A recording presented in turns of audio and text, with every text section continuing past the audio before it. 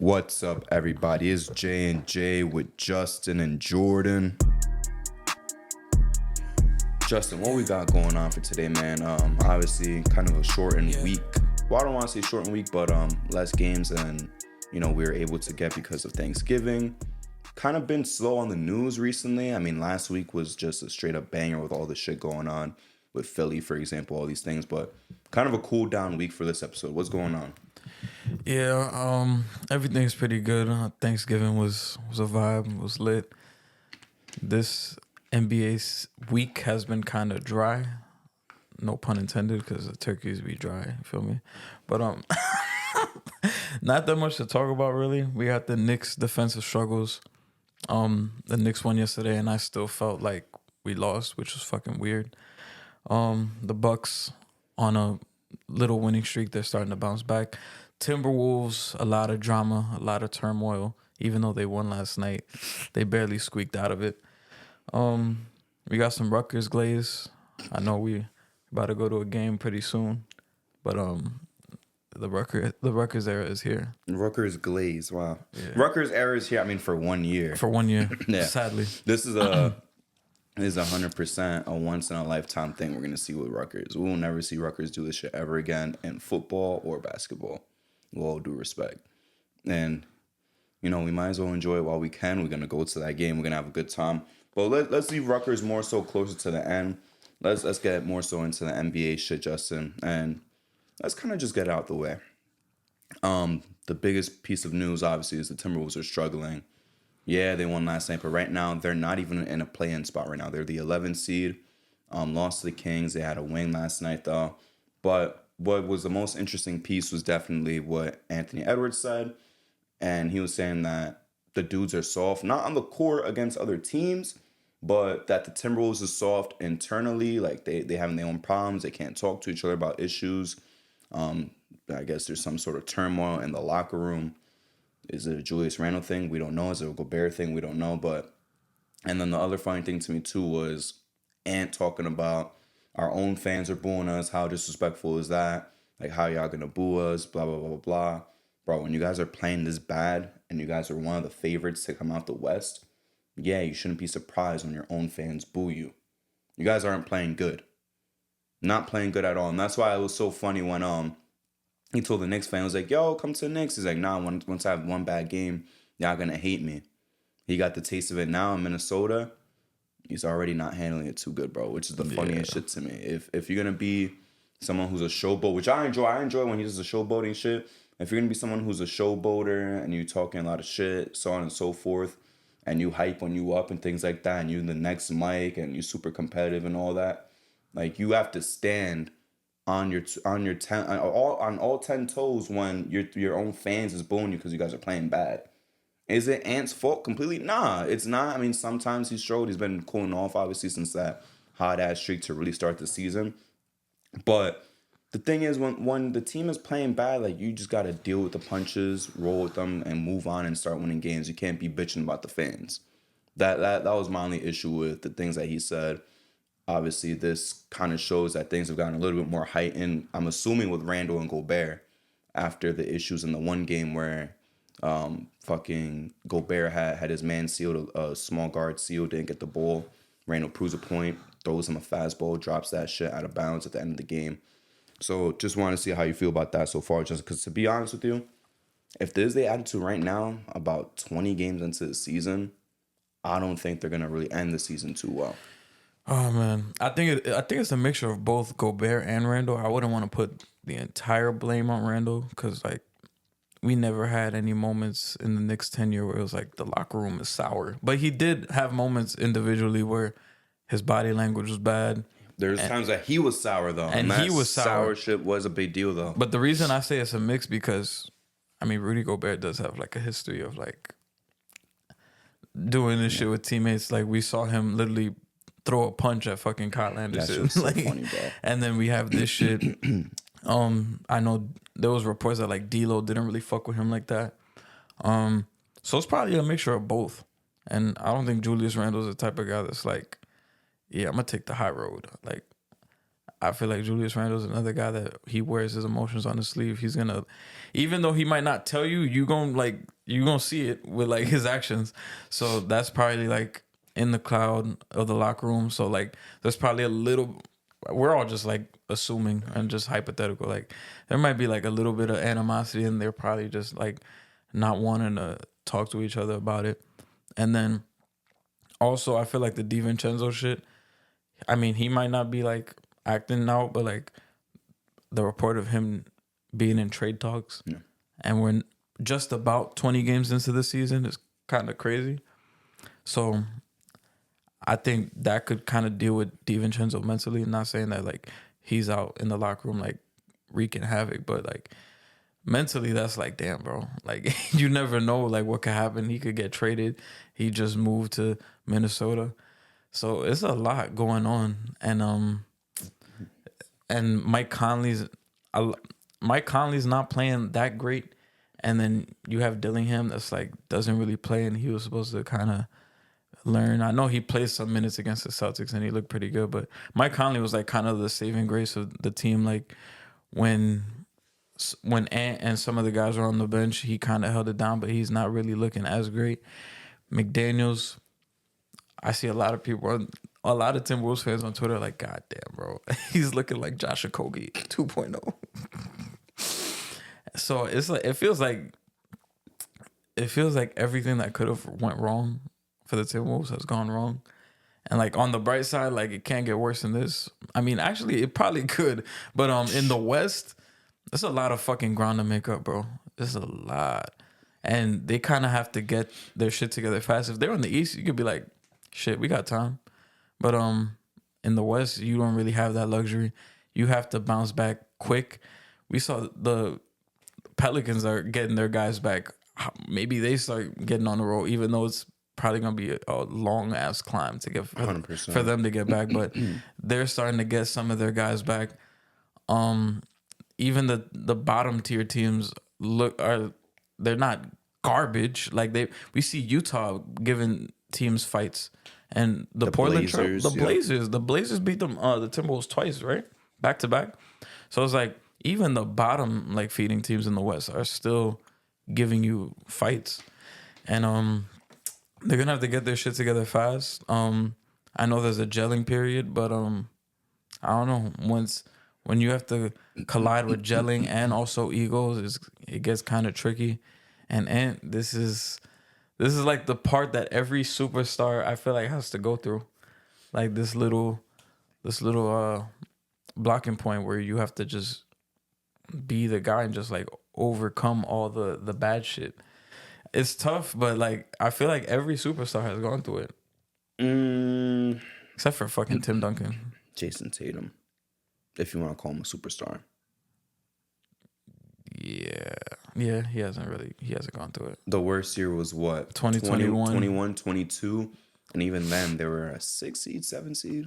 Some shit like that. The 2020-21 season, that was like the closest he had to deal with it. Yeah, sorry, 2021. That was when they were the 7 seed. That's the one I was trying to talk about. So they was the 7 seed. Damn, they was in the play-in? No, I think they were the 6 seed. I don't think they went through the play-in. I don't remember. Yeah. I don't think they went. The Nets were the 3 seed. Hold on. Yeah, I think the Nets were 3 seed because Philly was 1, Bucks were 2. So it had to have been a 3-6 matchup. It had to have been a 3-6 matchup. Yeah. I think because the Wizards played the Sixers, I think, in round 1.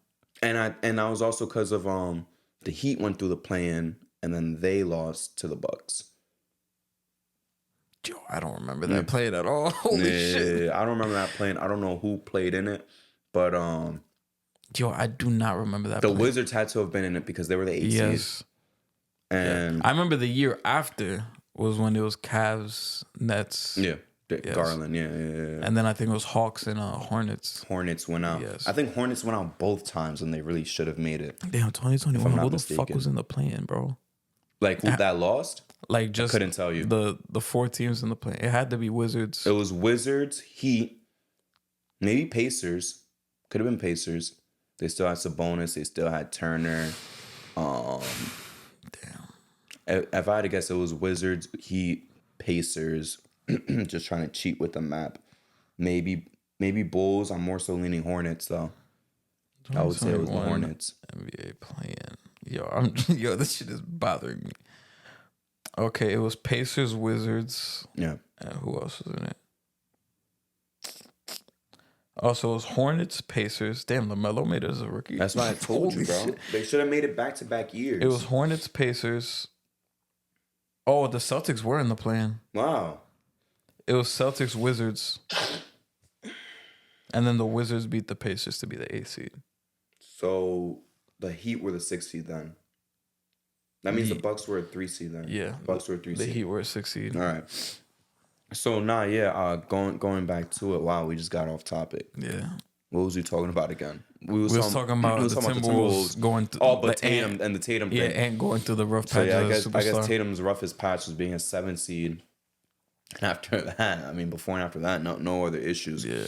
But if you want to say it's a rough patch that every superstar needs to go through, I guess. But like you said, in the West, you can't do that because right now I'm looking, they're the 11th seed, way far behind, obviously, from a 1 seed, top 3 seed. And then you look at the East, like you just mentioned. Them and the Bucks are kind of similar in wins, if I'm not mistaken. Bucks they're 9-9. The Timberwolves are 9-10. Obviously, the Bucks were able to chill. They're the 6th seed right now. They're tied in wins for the 5th seed. And then the Timberwolves are all the way down to 11. So it definitely isn't anything where it's like you could really fuck around. It's tragic. And the Kings, unfortunately, who I was high on so far, my pick's looking bad for them. They're right behind them, one game behind them. So it's a lot of ground to cover, but it's also the dudes behind you too. What's up? No, I was seeing the Kings behind them. I was like, God damn. Yeah, Kings is behind them, and the Trailblazers right behind them too, ironically. So there's guys right behind you that don't got to make too much ground up, and then everyone else above you. There's mad teams in the East with 9 wins. Yeah. Holy shit. It's really fucking bad, bro. Holy. From 5 all the way down to 10, niggas all have 9 wins. And the Celtics is catching the Cavs, man. They 1 game behind, yeah. Literally 1 game behind. That's sad, bro. Yo, if Houston Rockets stay at Rockets are some demons right now. No, they bro. are some demons. Şengün is hooping. He's doing his thing. Thompson and Tari Eason are putting dudes in prison. I don't know what prison they got that's big as hell in Houston. Don't want to say it's Rikers Island. Want to keep that for us. But they putting dudes in prison right now. I'll tell you that. Gotta look it up. Houston prison? Yeah. You fucking crazy, bro. They put him in a supermax prison. You got niggas in Keegan's. That's what it's called. Keegan's ISF. It's a prison in Houston. Supermax? Maximum security? And there's another one called the HH Cofield unit.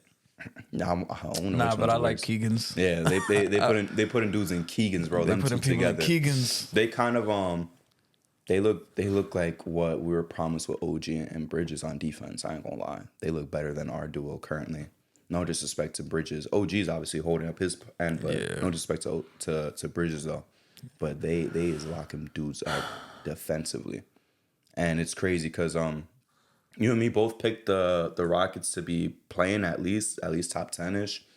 They are a top 3 team in This the reminds West. me of the Magic last year. Because we both had them. Like playing. We both had them playing like 10, and they exceeded that. Yeah. But this is more. But this is more impressive. Like way more impressive just because of the West. Yeah. And all the teams that should be above them, they saying, fuck it, we all the way up here.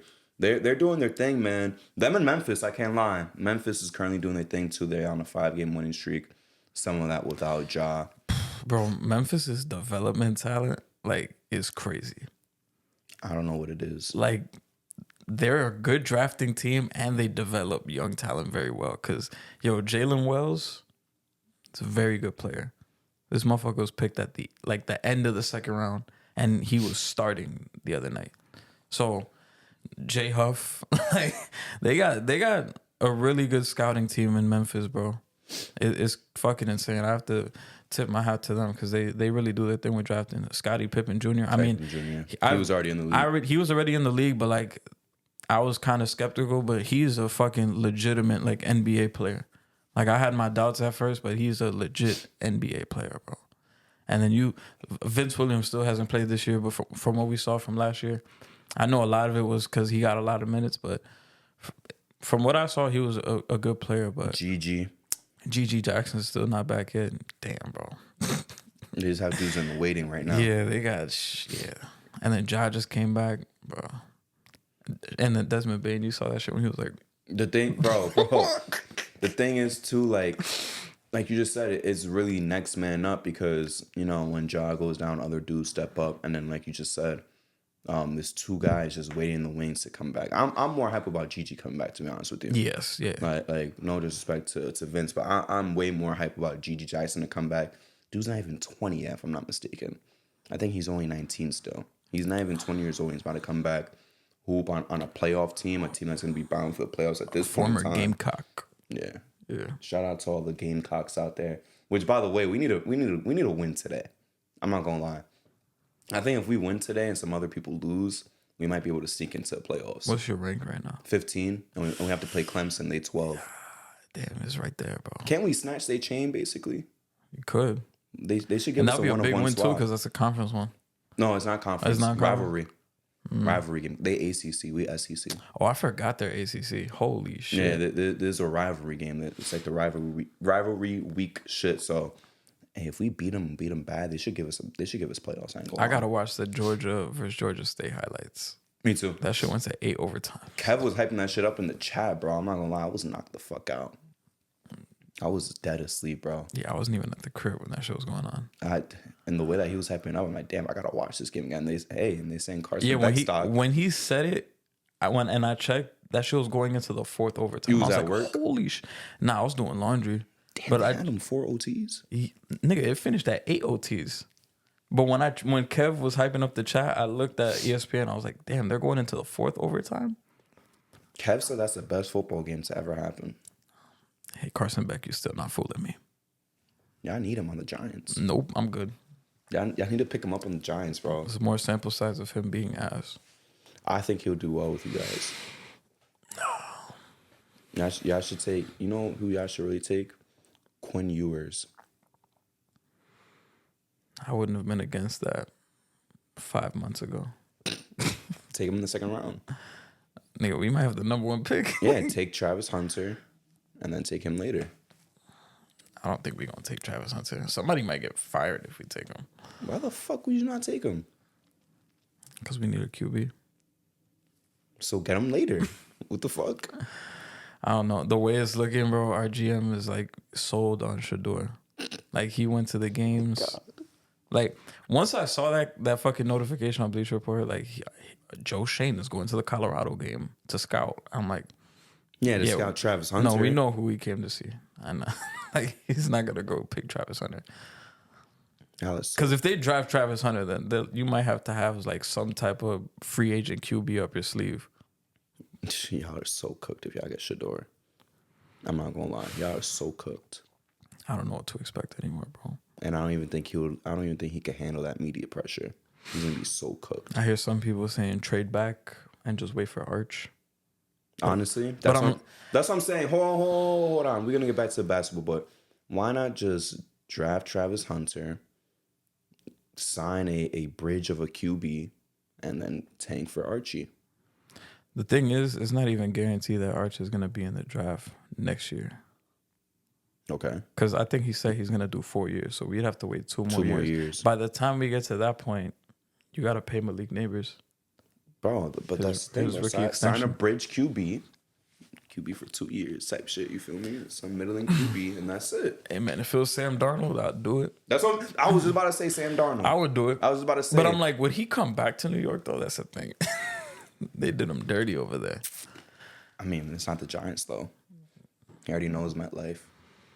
Yeah. You just have him throwing to Travis Hunter and Malik Neighbors. Yeah, I might have something cooking.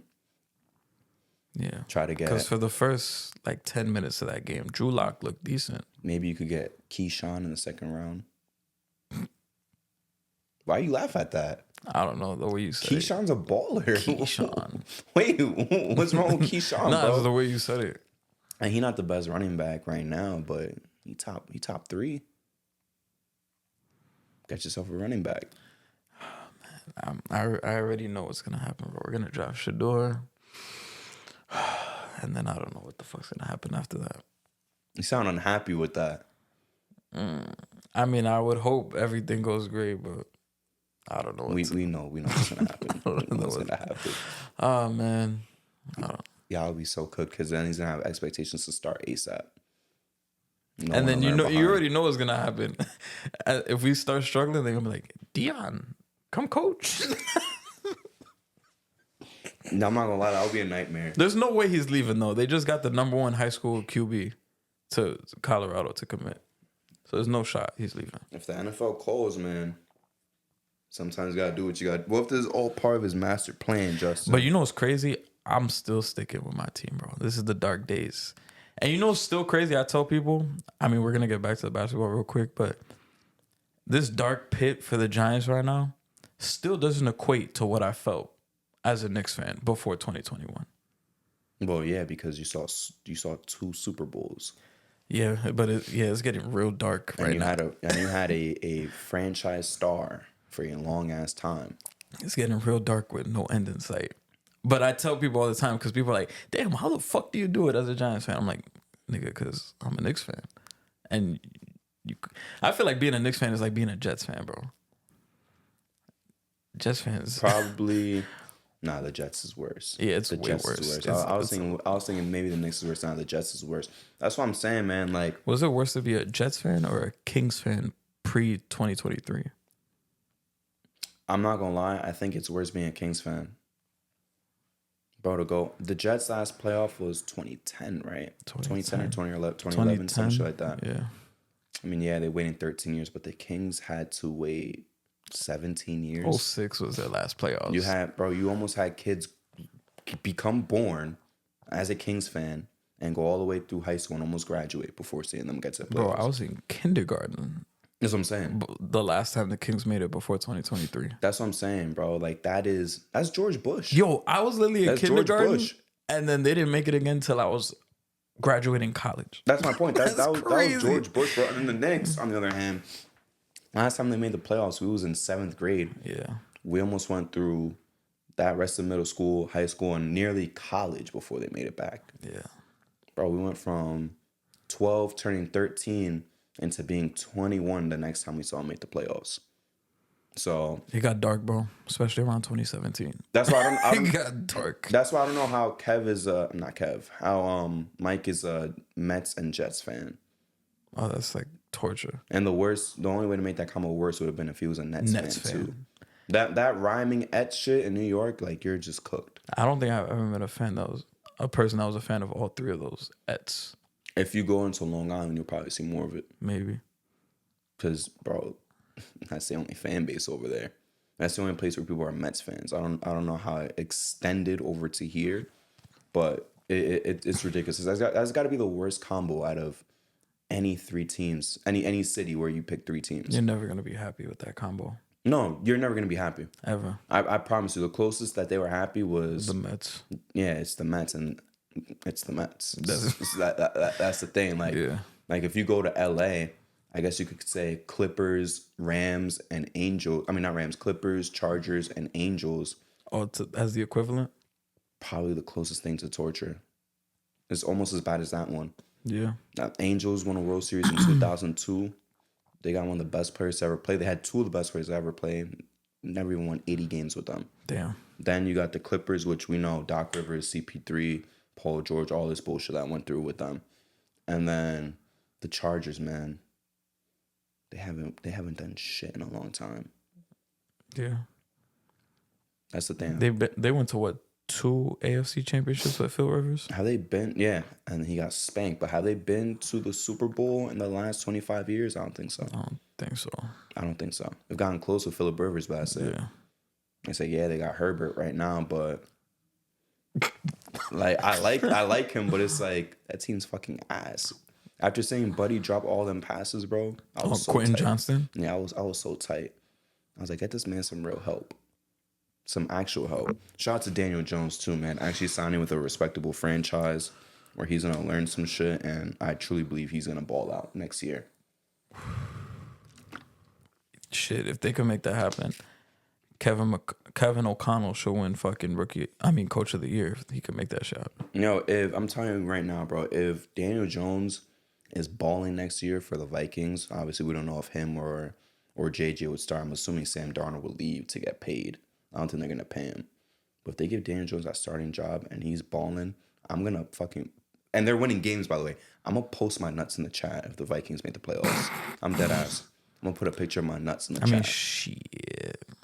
Damn, and that division's a fucking gauntlet. That's now. what I'm saying. Well, we're 11-1 and we're not even comfortable. After the fail Mary, every team in that fucking division was fucking insane. Bro, it's a nice division, but still beating up on the Bears. Yeah. Fuck the Bears. Fuck them. Fuck they poverty ass QB. Fuck they poverty ass coach that they just fired. Yeah, they just fired Eberflus. Fuck all of them. Fuck all of them, bro. We still top of the division, baby. We're gonna talk about we're gonna talk about the Lions specifically later. So I want to give the Lions a big shout out. Justin was rooting against them, trying to say respect Caleb. Fuck them niggas, bro. That's something always happens. He sucks, bro. He sucks. Can't manage a game at the end, bro. That's why we need game managers at QB, bro. Flus is gone.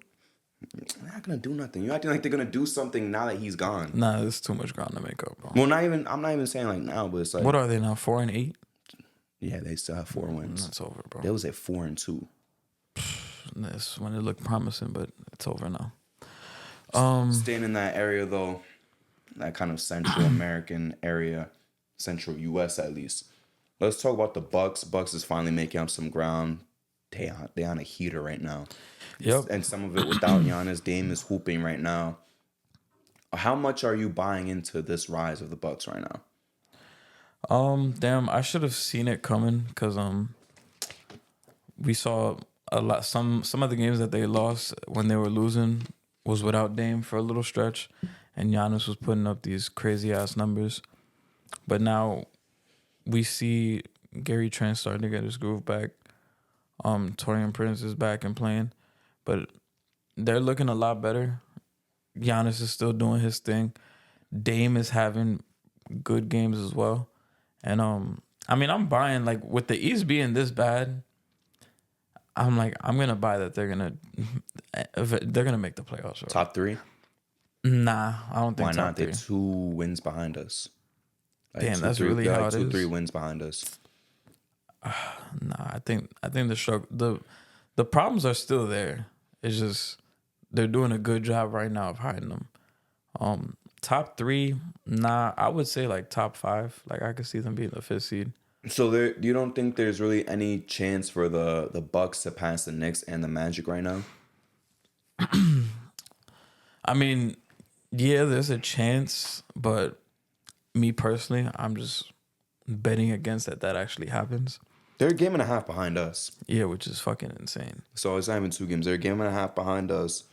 When it comes to the Magic, they are 3.5 games behind them.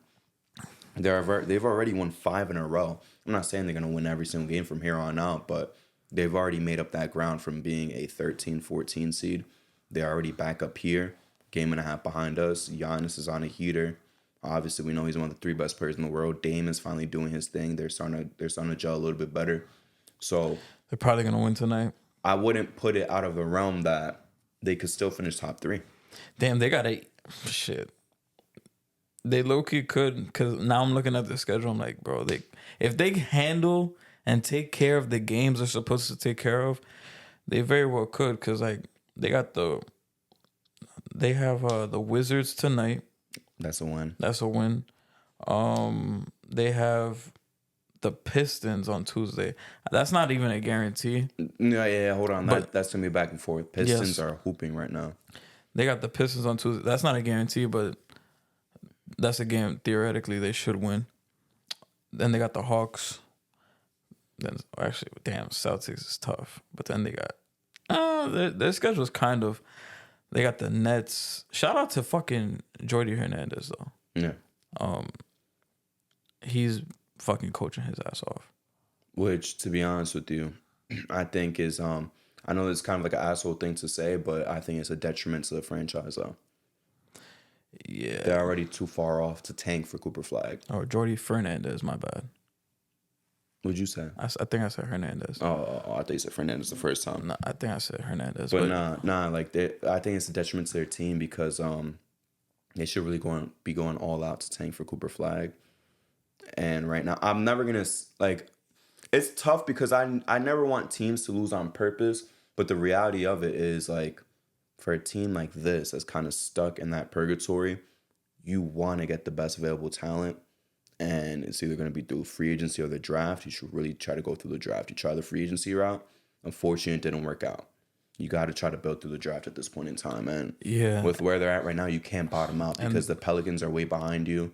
The Jazz are way behind you. Like, there's too many bad teams that's way behind you right now. The Wizards. Bro, if the draft was today, they would have, like, the fucking 12th pick. Yeah. Like, it's insane. And they just won. They just beat the Suns. Without Cam Thomas. Wait, how do they have the 12th pick? They're in the playoff race right now. No, I was just guessing. Yeah. I was about to say, they would have more like the 16th pick right now, 17th pick. Yeah, I was just guessing. But and like I said, there's 7 games ahead of the Wizards. It's not like the Wizards are going to go on a crazy win streak, even if you guys said, hey, fuck, we're going to get rid of Cam Thomas and Cam Johnson. Like, let's be real. It's too much ground to make up in sense of losing to catch up to the Wizards. It sounds so fucking funny. We're not going to talk about them today, though. Philly, the Jazz, the Pelicans, like they're just all... That's all teams that don't even have 5 wins. The Nets have 9. None of those teams I didn't even have 5 wins. So it's kind of like now you're kind of stuck in that weird spot right now where it's too late to go all out and tank. And let's be real, you might as well try to go all out and win. But what is that going to do for you guys in the future? Most likely nothing. Because I don't see Cam Thomas as a real, like, 1A player winning on a winning team. Nah, yeah, there was reports that they're looking to move him. They should be sellers. 100%. But I'm like, if you're sellers at the deadline, depending on, I mean, based on what we've seen with this team, how they're playing right now, we don't know how many wins they're going to have by February. Yep. Maybe by the time they trade all those players in February, it's going to be, like you said, it's going to be a lot of ground to make up in terms of losing to get the pick they want. Sounds funny saying ground to make up because it's usually for winning, but yeah. Yeah. But you're going to have to lose a lot just to get that. And this is the draft you should be fucking tanking, bro. This is the draft you should be tanking. This draft, you want a top 3-4 pick. Yeah. You don't want to get the 7th pick in this draft because you're going to be like, what the fuck? And you obviously don't want the 12 because it's more so top heavy. Yeah. And the top heaviness is not in a bad way. It's like there's a lot of great franchise altering talent at the top. This isn't one of those like deep drafts. This is, you want to grab one of them top 5 guys ASAP. Yes. Don't wait around for 13 as if there's going to be some really good pick. Like I guess you could compare it to like the 2017 draft, right? In the sense of like, of course they end up being wrong, but the sense of like a Fultz, Ball, Tatum, Jackson, and Fox being like altering talents, and you could even compare it to 2018 too in terms of Ayton. I'm not gonna say Bagley. Ayton, Luka, and Trae Young were seen as altering guys. Triple J, he was in the conversation. I remember for the number 1 pick at a certain time during the season, during the college season. But I wouldn't say he was franchise altering, but he was seen as a really good player. But the thing is, you're not gonna bank out on a really good player being available at 13th. There's no type of Mikal Bridges waiting for you all the way back there. You know what I'm saying? There's none of these good role players that's like really waiting back there. You want to get that top pick, and unfortunately, it's too fucking late. I'm not gonna lie to you, Justin. It's too late. You think it's too late? I think it's too late. You're not gonna catch the Wizards. That's gonna be funny as fuck to laugh in Nets fans' face because all this talk about 5 first-round picks. The thing is too, like if they finish, even if they finish all the way down to 11th, bro, that's not gonna be good for them either. No. So it's like either you try to get these guys a playoff experience or you try to bottom out. You can't really bottom out. Yeah, and I hate to shit on Nets fans right now, but it's like I don't mind. But it's like, bro, once you have to start picking further and further, that's when you really have to like do your homework on these motherfuckers. Cause yeah, 5 first-round picks, blah blah blah, all this shit. You still have to go out and make the right pick. Cause there's a lot of people, they be flexing. I'm like, yeah, we got all these picks. You still have to go out and do your homework and hit on these picks. Cause they don't even hit on picks like that. Yeah, I'm honestly. Like, the only picks I could really give them credit for real, I'll say 1.5. Jared Allen. Who's gone? That was a real good pick, and you guys let him go in the James Harden trade. And I'll give him like 0.5 point for Karis LeVert. Why half? I don't know. Why it feels half? weird to give him a full. I mean, he was a pick. For what they had, that was a good pick. Nah, he was a good pick. But I was confused when you said It's because 1.5. I was thinking about Jared Allen. I thought Jared Allen was the half because he's gone. Honestly. Nah, I was thinking of Jared Allen as like the one because like that motherfucker was in All-Star talks. Let me look at all their picks. Honestly, Karis LeVert was the other because like at the time when they had him, he looked damn good, and when he first got to Cleveland, it was like, oh shit. But now he don't look as like his name. It doesn't hold as much weight as probably Jared Allen does right now. That's why. By the way, you're not giving credit for Cam Thomas. That's a really good. No, pick. that was a good pick. That was what 27th. Yeah, literally 27. That's a phenomenal pick. Yeah, that was a great pick. But I know they drafted Kuzma, traded him away. yeah, I don't even know if that counts. That don't count. Musa, Jazanan Musa. I forgot about him, bro. Wherever he's at, I'm not giving credit for traded picks. So it's Sadiq Bey. You're not counting. Nikhil, you're not gonna count. Tariq Whitehead is still a wait and see. Let's see what else we got. Hamadou Diallo, bro. Shout out to him. Yo, the hype for him was real. Chris McCullough. Oh, I remember him. Mason Plumlee. Syracuse. I remember that. Wow, I'm not gonna lie, I don't even know who the fuck this is. Jaquan Johnson. I've never Was heard that of guy in my 2012? life. The 11 draft. I remember him. 27th He was on the pick, bro. Celtics. Yeah, he went to the Celtics. I don't remember him. I think him and Marshawn Brooks were traded for each other. Derek Favors. Jeez. Terrence Williams. And then here's a good one, Brooke Lopez. And mind you, Brooke Lopez was a lottery pick too. Yeah, he was number 10 though. I'll give him some credit for that. I'll give them some credit. Shit that's out of top 5, I'll give people credit if they hit. Outside of top 5? Yeah, outside of top 5. Because even if you hit like the number 8 pick, I gotta give you credit because how many all-time number 8 picks do we know? Like it's not gonna be that many. 8th picks. That's what I'm saying. So it's like it's kind of a weird spot. Like the top 5s, we could talk about who went number 3, who went number 5, who went number 1, obviously. But say anything outside of that, I gotta give you some credit. I'll give him some credit. I'll give him credit for Jalen Wilson because I think he's actually good. I'm trying to see who else is here. That's it. Honestly, I went through, and that's also because they had no picks. We still gotta wait and see with Jalen Wilson though, because he's still a young motherfucker. No, Clowney. He's still young too. Damn, bro. Just historically, they suck, bro, at drafting. Sean Williams, jeez, bro. Eddie Griffin, yo, like they even when they're like far out, bro, like they were just drafting garbage. Kerry Kittles was a the hit. 8th pick. Yeah, he was the 8th pick. That was also 30 years ago almost. Yeah. Kenyon Martin's the number 1 pick. Could have had Kobe. Kenyon Martin, I can't even give you credit. Wow, could have had Kobe is crazy, bro. So that makes it look bad. I mean, there's a story why they didn't do it. Why? I think what did Calipari say? I think Kobe didn't want to play close to home, and I think Kobe told them, "If you draft me, I'm gonna go play in Italy." Specifically just for the Nets? Yeah, That's kind of fucked up. And Calipari was sold on Kobe, but Kobe told him that shit, and he was like, "Fuck, I guess we're gonna go carry Kittles." Damn, a universe where Kobe's a net. Yeah, I don't know how I feel about that. I might have been a Kobe fan in an alternate universe. I ain't gonna lie. if he was in that, yeah, probably. I probably would have been a Kobe fan, but he Damn, definitely would not have been close to winning as much. I'll tell you that. teams would have been garbage. I don't think he would have had a championship, Holy bro. shit. No, not even think. I know he wouldn't have had a championship because there's no guarantee you get. You obviously wouldn't get Kenyon Martin. You'd be too good to get Kenyon Martin, and you wouldn't get Jason Kidd. Yeah, I was about to say, I'm like, does Jason Kidd still go? No, you wouldn't. And get even Jason if Kidd. he goes, you're gonna be like, yo, swing the rock. Yeah, Like, fuck I mean, you, but Jason nigga. Kidd would be happy about that. Though I ain't gonna lie. Jason Kidd would be like, say less. But it's like, No. nah, bro. He would not have won. He would not have won. He not winning shit, bro. Oh shit! Nah, Jason Kidd gonna see somebody open under the basket, be like, and Kobe gonna be like, 3 on him too. Yeah, he not even gonna get credit for the assist at that point. He gonna be doing so much shit that like, damn, I'm gonna get my assist, nigga. Nah, bro. Kobe on the Nets would not have won shit, bro. He would have requested a trade. especially with Calipari. I don't remember how long he coached the Nets after '96, but Not that long.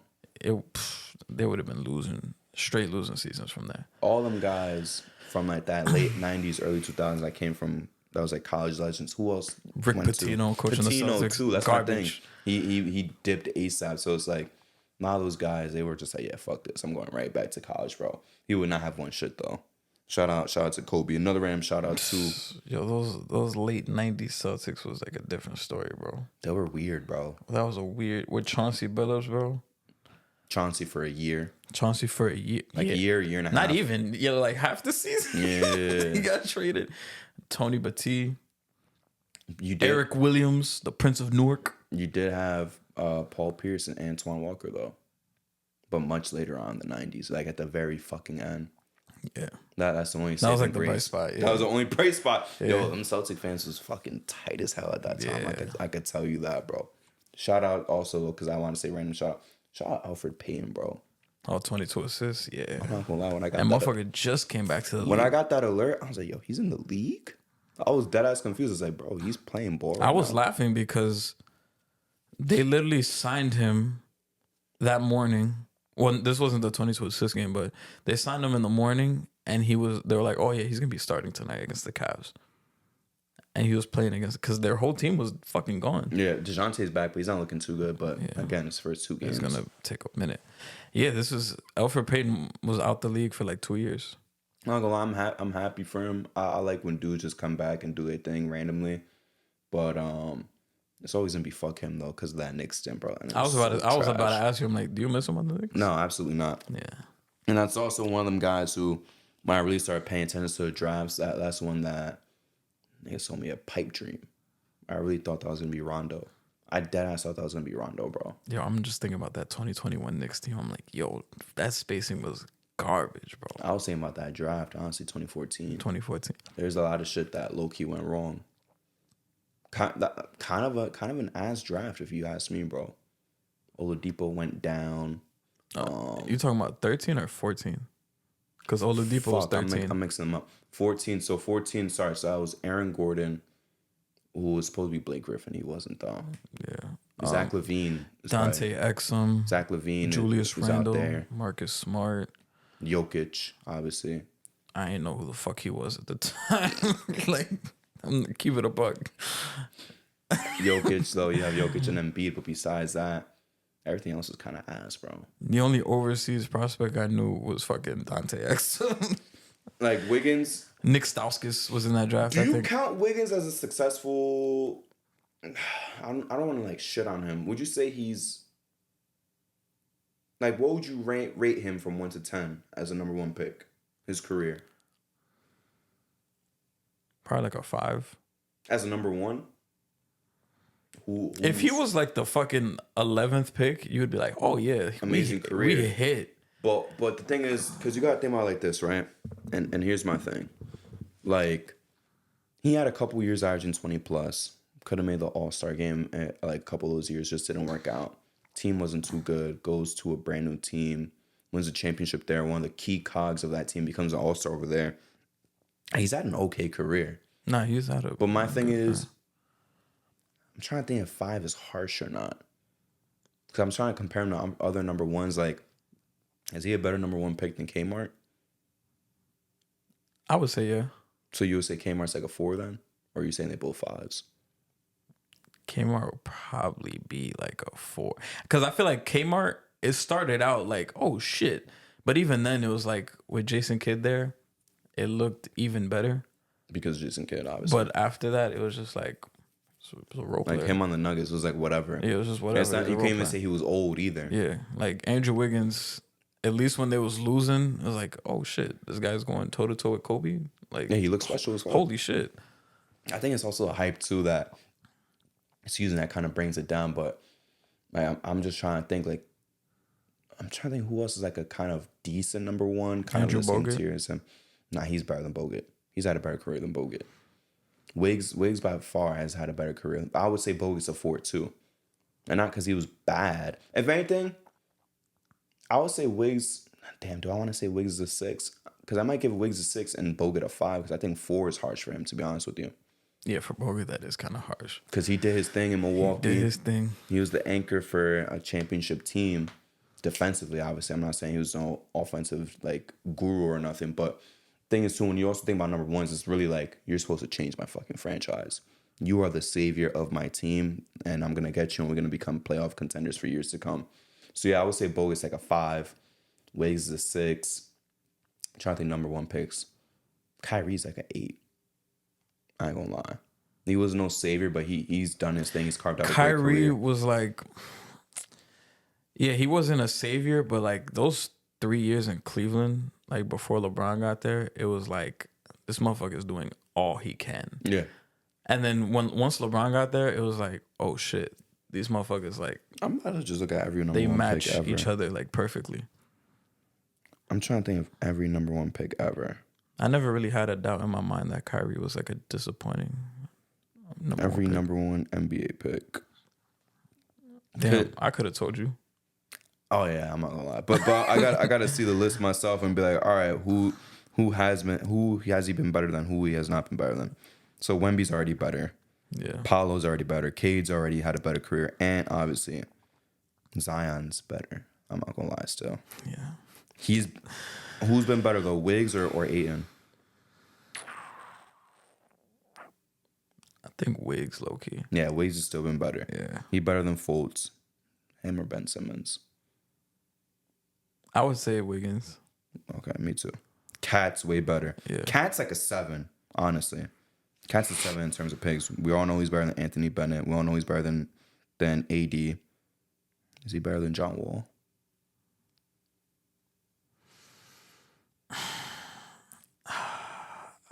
Nah. I'm getting tight. You had to think about that. That's an easy fucking no. John Wall is a 7 for a number 1 pick. He tried his fucking best. He was so close to conference finals appearances twice. Multiple time All-Star, All-NBA a bunch of times. But it just didn't work out. Is Wiggs better than Bargnani? Yeah. Okay. Bargnani's like a 4 to me. He's not better than better than Dwight. He's not better than Yao Ming. He's not better than Yao Ming. Yeah, trust me. He's better than Kwame. He's better than Elton Brand. I'm taking Elton Brand. I'm taking Elton Brand. They both 6s, but I'm taking Elton that Brand. nigga was the dog on that 06 Clippers, bro. And they went to the playoffs. Glenn Robinson. Man, I fuck with Big Dog. I would take Big Dog I'll too. take Big Dog, bro. I'm skipping all the obvious ones. All right. Nah, Derek Coleman's still better than him. Yeah. I'm still taking Derek Coleman. Obviously, he's better than Purvis Ellison. Danny Manning. Wiggins is better. Brad Daugherty. Give me Wiggins, bro. For real? Yeah. Nah, I'm taking Brad Daugherty, honestly. After that, bro, that's when you get your Patrick Ewings, your Hakeems, Ralph Sampson, James Worthy. Mark Aguire's even better than him. Hell obviously. yeah. That nigga was averaging 30. Magic. Yeah, after that, who gives a fuck? No disrespect, but I'm not gonna be out here debating with you Wiggs versus Doug Collins, and Doug Collins still got that, honestly. But Wiggs, yeah, I was saying he was better than the bus, obviously. He was better than like the decent guys, but even the dudes who are just all-stars 3, 4, 5 times, they better than him. I would take John Wall over him in a heartbeat. I think 5 is perfect for him because, like, yeah, maybe he is a 5. He didn't have a bad career, but for a number 1 pick, it was like kind of You want more. You want more, but like just take the number 1 pick out. He's had a really good career. What's Blake Griffin? I feel like Blake is like a 6, 7 maybe. Whoa, 6? But you agree with me that Kyrie was an 8. Yeah, I mean Blake Griffin's highs were fucking high. Well, that's my thing. That's what I'm saying. If Kyrie's an 8, I might have to move Kyrie back to a 7, to be honest with you. But if Kyrie's an 8, then Blake Griffin got to be an 8. You might think I'm bugging, but let's be real. Blake Griffin, for a very short amount of time, obviously you blink and you missed it. But still, it was a thing. There is a small amount in time where the Clippers were more popular than the Lakers for a blink of a second. And it was because of him. Like a good 2-3 years. 2-3 years, and it was because of him. Let's be real. But CP coming helped, but because of him, bro, him showing up, it was really like. And mind you, that was still Kobe and Paul Gasol. Obviously at the very, very end, but that's still Kobe and Paul Gasol And you tell me that the talk of the town is Blake Griffin dunking on motherfuckers? Bro, 2013 and 2014, the Clippers were more lit than the Lakers. Yeah, bro. 12, 13, 13, 14. Shit, even 11, 14, 12. 15. 11, 12 also. I feel like 11, 12 was like in the, like it was debatable. Which is crazy. Yeah, which is crazy. Yeah, it was debatable. But I put Blake at 6 just because like this, like the timing of it, like it wasn't like a long lasting, and that's unfortunate because the injuries. Like if he did it for long, he probably would have been higher. But like Depends what you him mean by coming high. out the gate, 22 and 13. Depends what you mean by long though, because 10, 2011. 11, all the way to what? Are we just talking about Clippers or his whole career when he stopped being good? So 10, 11 to what? 18, 19 was like his last good season. 8, 9 seasons Yeah, is pretty damn yeah, good it's of damn good. all-star play. Of course, he wasn't no MVP candidate. I would say he was a 7. He was an MVP candidate once. Yeah. Maybe just once. 13, 14. But bro, he was a consistent all-star. Consistent all-NBA.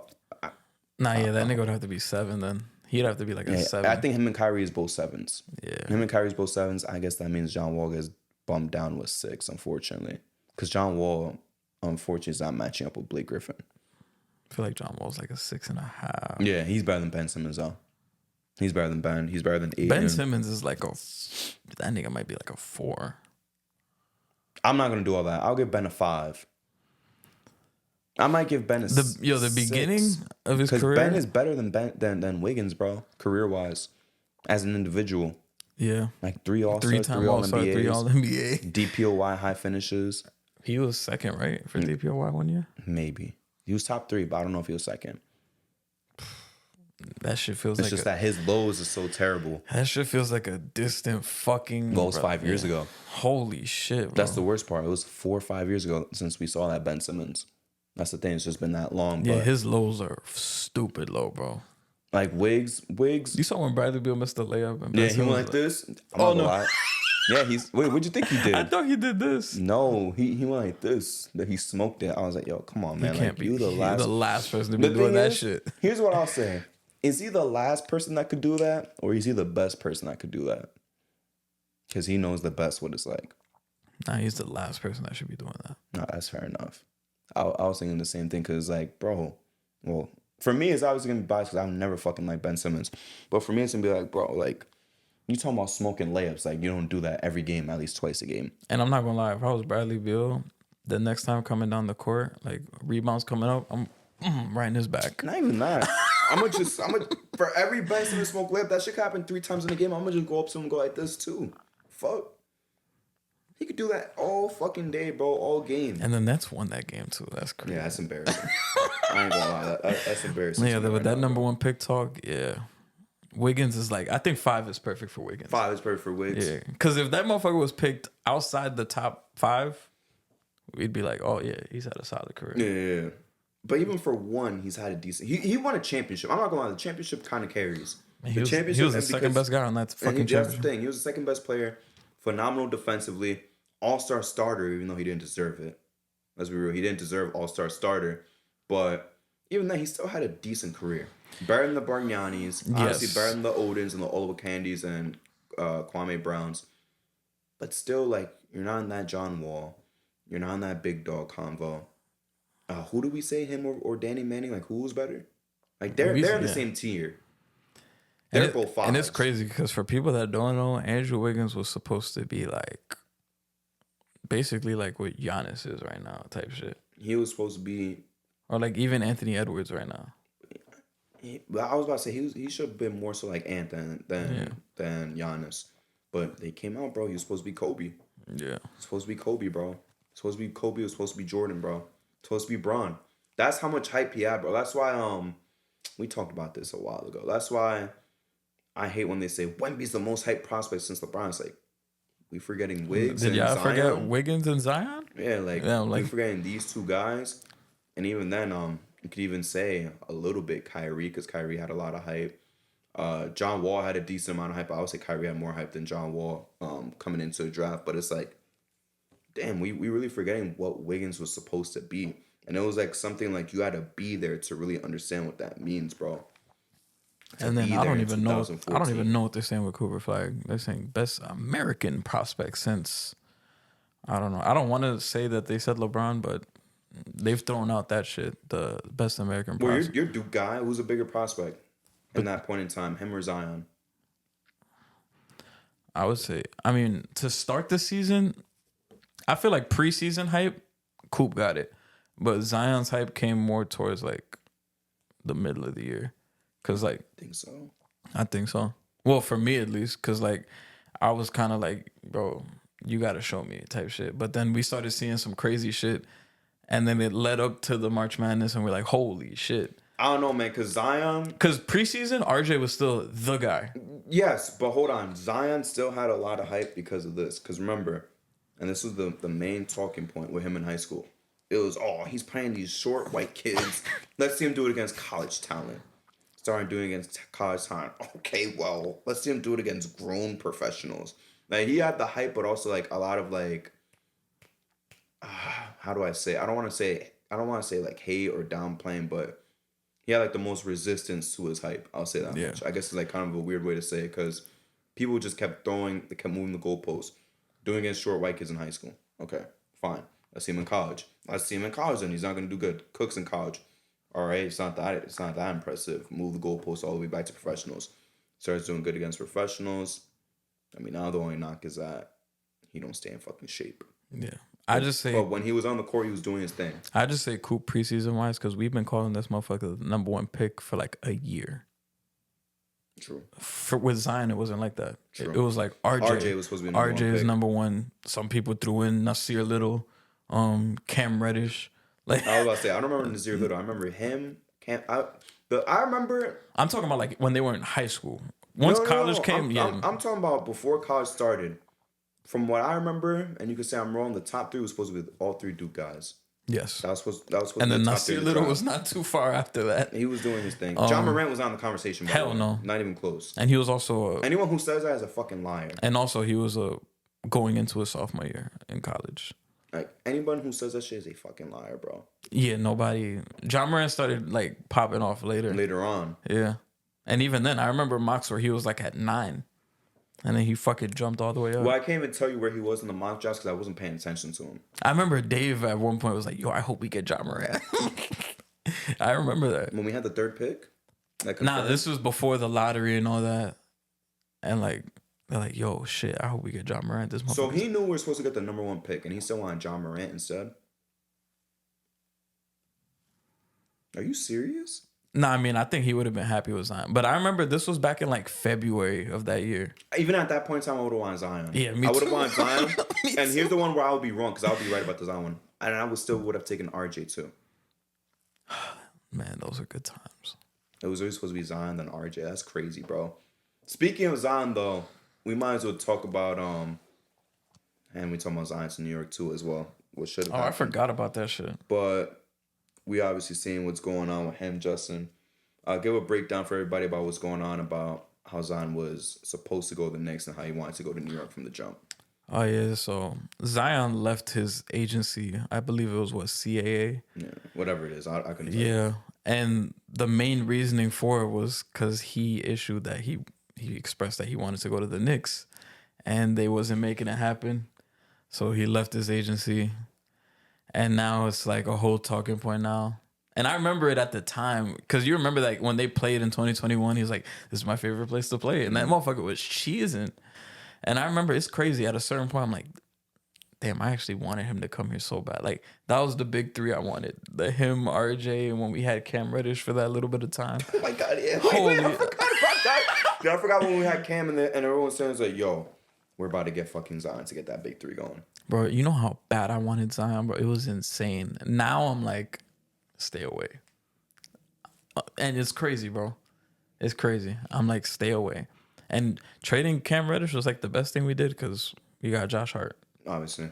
So, yeah. Didn't know the Villanova boys with the friend group we needed. But, yeah, that Zion shit kind of gets me angry because it was like, I mean, not angry, but it's like, it's kind of bittersweet because like, the back of our minds in 2019 was like, bro, he was supposed to play with us. Yeah, we felt like we were screwed. And I felt like you could see it on his face when they showed the Pelican shit. He was kind of disappointed. So I'm like, we knew it. He knew it. I'm like, why couldn't we get like? It kind of sucks. I'm like, I would have rather have like been able to experience that, even if it didn't work out, just to say that it happened. Now it's like, wow, like, I mean, yeah, hindsight now is like, yeah, I don't want nothing to do with Zion, but it's shit. But the thing is, too, we can't guarantee that he'll be doing this fuck shit if he was over here, though. That is true. And I'm not saying just because, New Orleans has better eats or whatever. Like, maybe this is like a symptom of like stress eating and shit that he didn't even want to be there in the first place. Who knows if that's what happens over here? I don't want to assume that's what he has, but it's like we can't just say like, oh, we would have been dealing with this issues because maybe he don't get this big if he's over here. Maybe he still does. We don't know. We're never gonna fucking know. But even to this day, I still think about what Zion could have been in New York because we were dying for a star. We tied our worst season, obviously, because we tied at 17 wins. Same with the one where we got Porzingis. And again, that was another time we should have gotten the number 1 pick. But we were by far the worst fucking team in the league, and we were rewarded with the 3rd pick. That's why I really do feel like that Pelicans shit, because they were going to get rid of AD. That's why I still think that. That's what I say all the fucking that's time, why I still bro. think that the shit is NBA rigged, draft bro. is fucking rigged, bro. I think not all of them, but that specific one was rigged. I think all of them are rigged. You just have to really, really think about it. Why would they all be rigged? I don't know, but what? Hold on. That's what I tell myself. I would say in certain ones, yes, it's rigged. Bron was rigged. Rigged as fuck. Derrick Rose, rigged. I don't want to say D Rose was rigged. I think that was just luck. Patrick Ewing, rigged. They had like a 1% chance. Yeah, but that could just be luck, you know. But you said Patrick. Oh, that was Patrick Ewing was rigged as fuck. Everybody knows that. We agree. And then I think this was rigged as fuck as well. I think the Wemby one was rigged. Maybe. I don't want to say subscribe to 100%. Maybe. I think it's possible, but I'm not gonna say every draft is rigged because what does Adam Silver have? I guess with every draft. Yeah, because I was gonna say, what does Adam Silver have to gain with Cade and Detroit? Oh, what I will say though, post LeBron Cavs, those were all rigged to me. I don't think the Kyrie one was. I think the fact that he was gone for 4 years and they get the number 1 pick 3 out of 4 times, that's fishy. And then, but they got shit out of it. The AD one is low key rigged.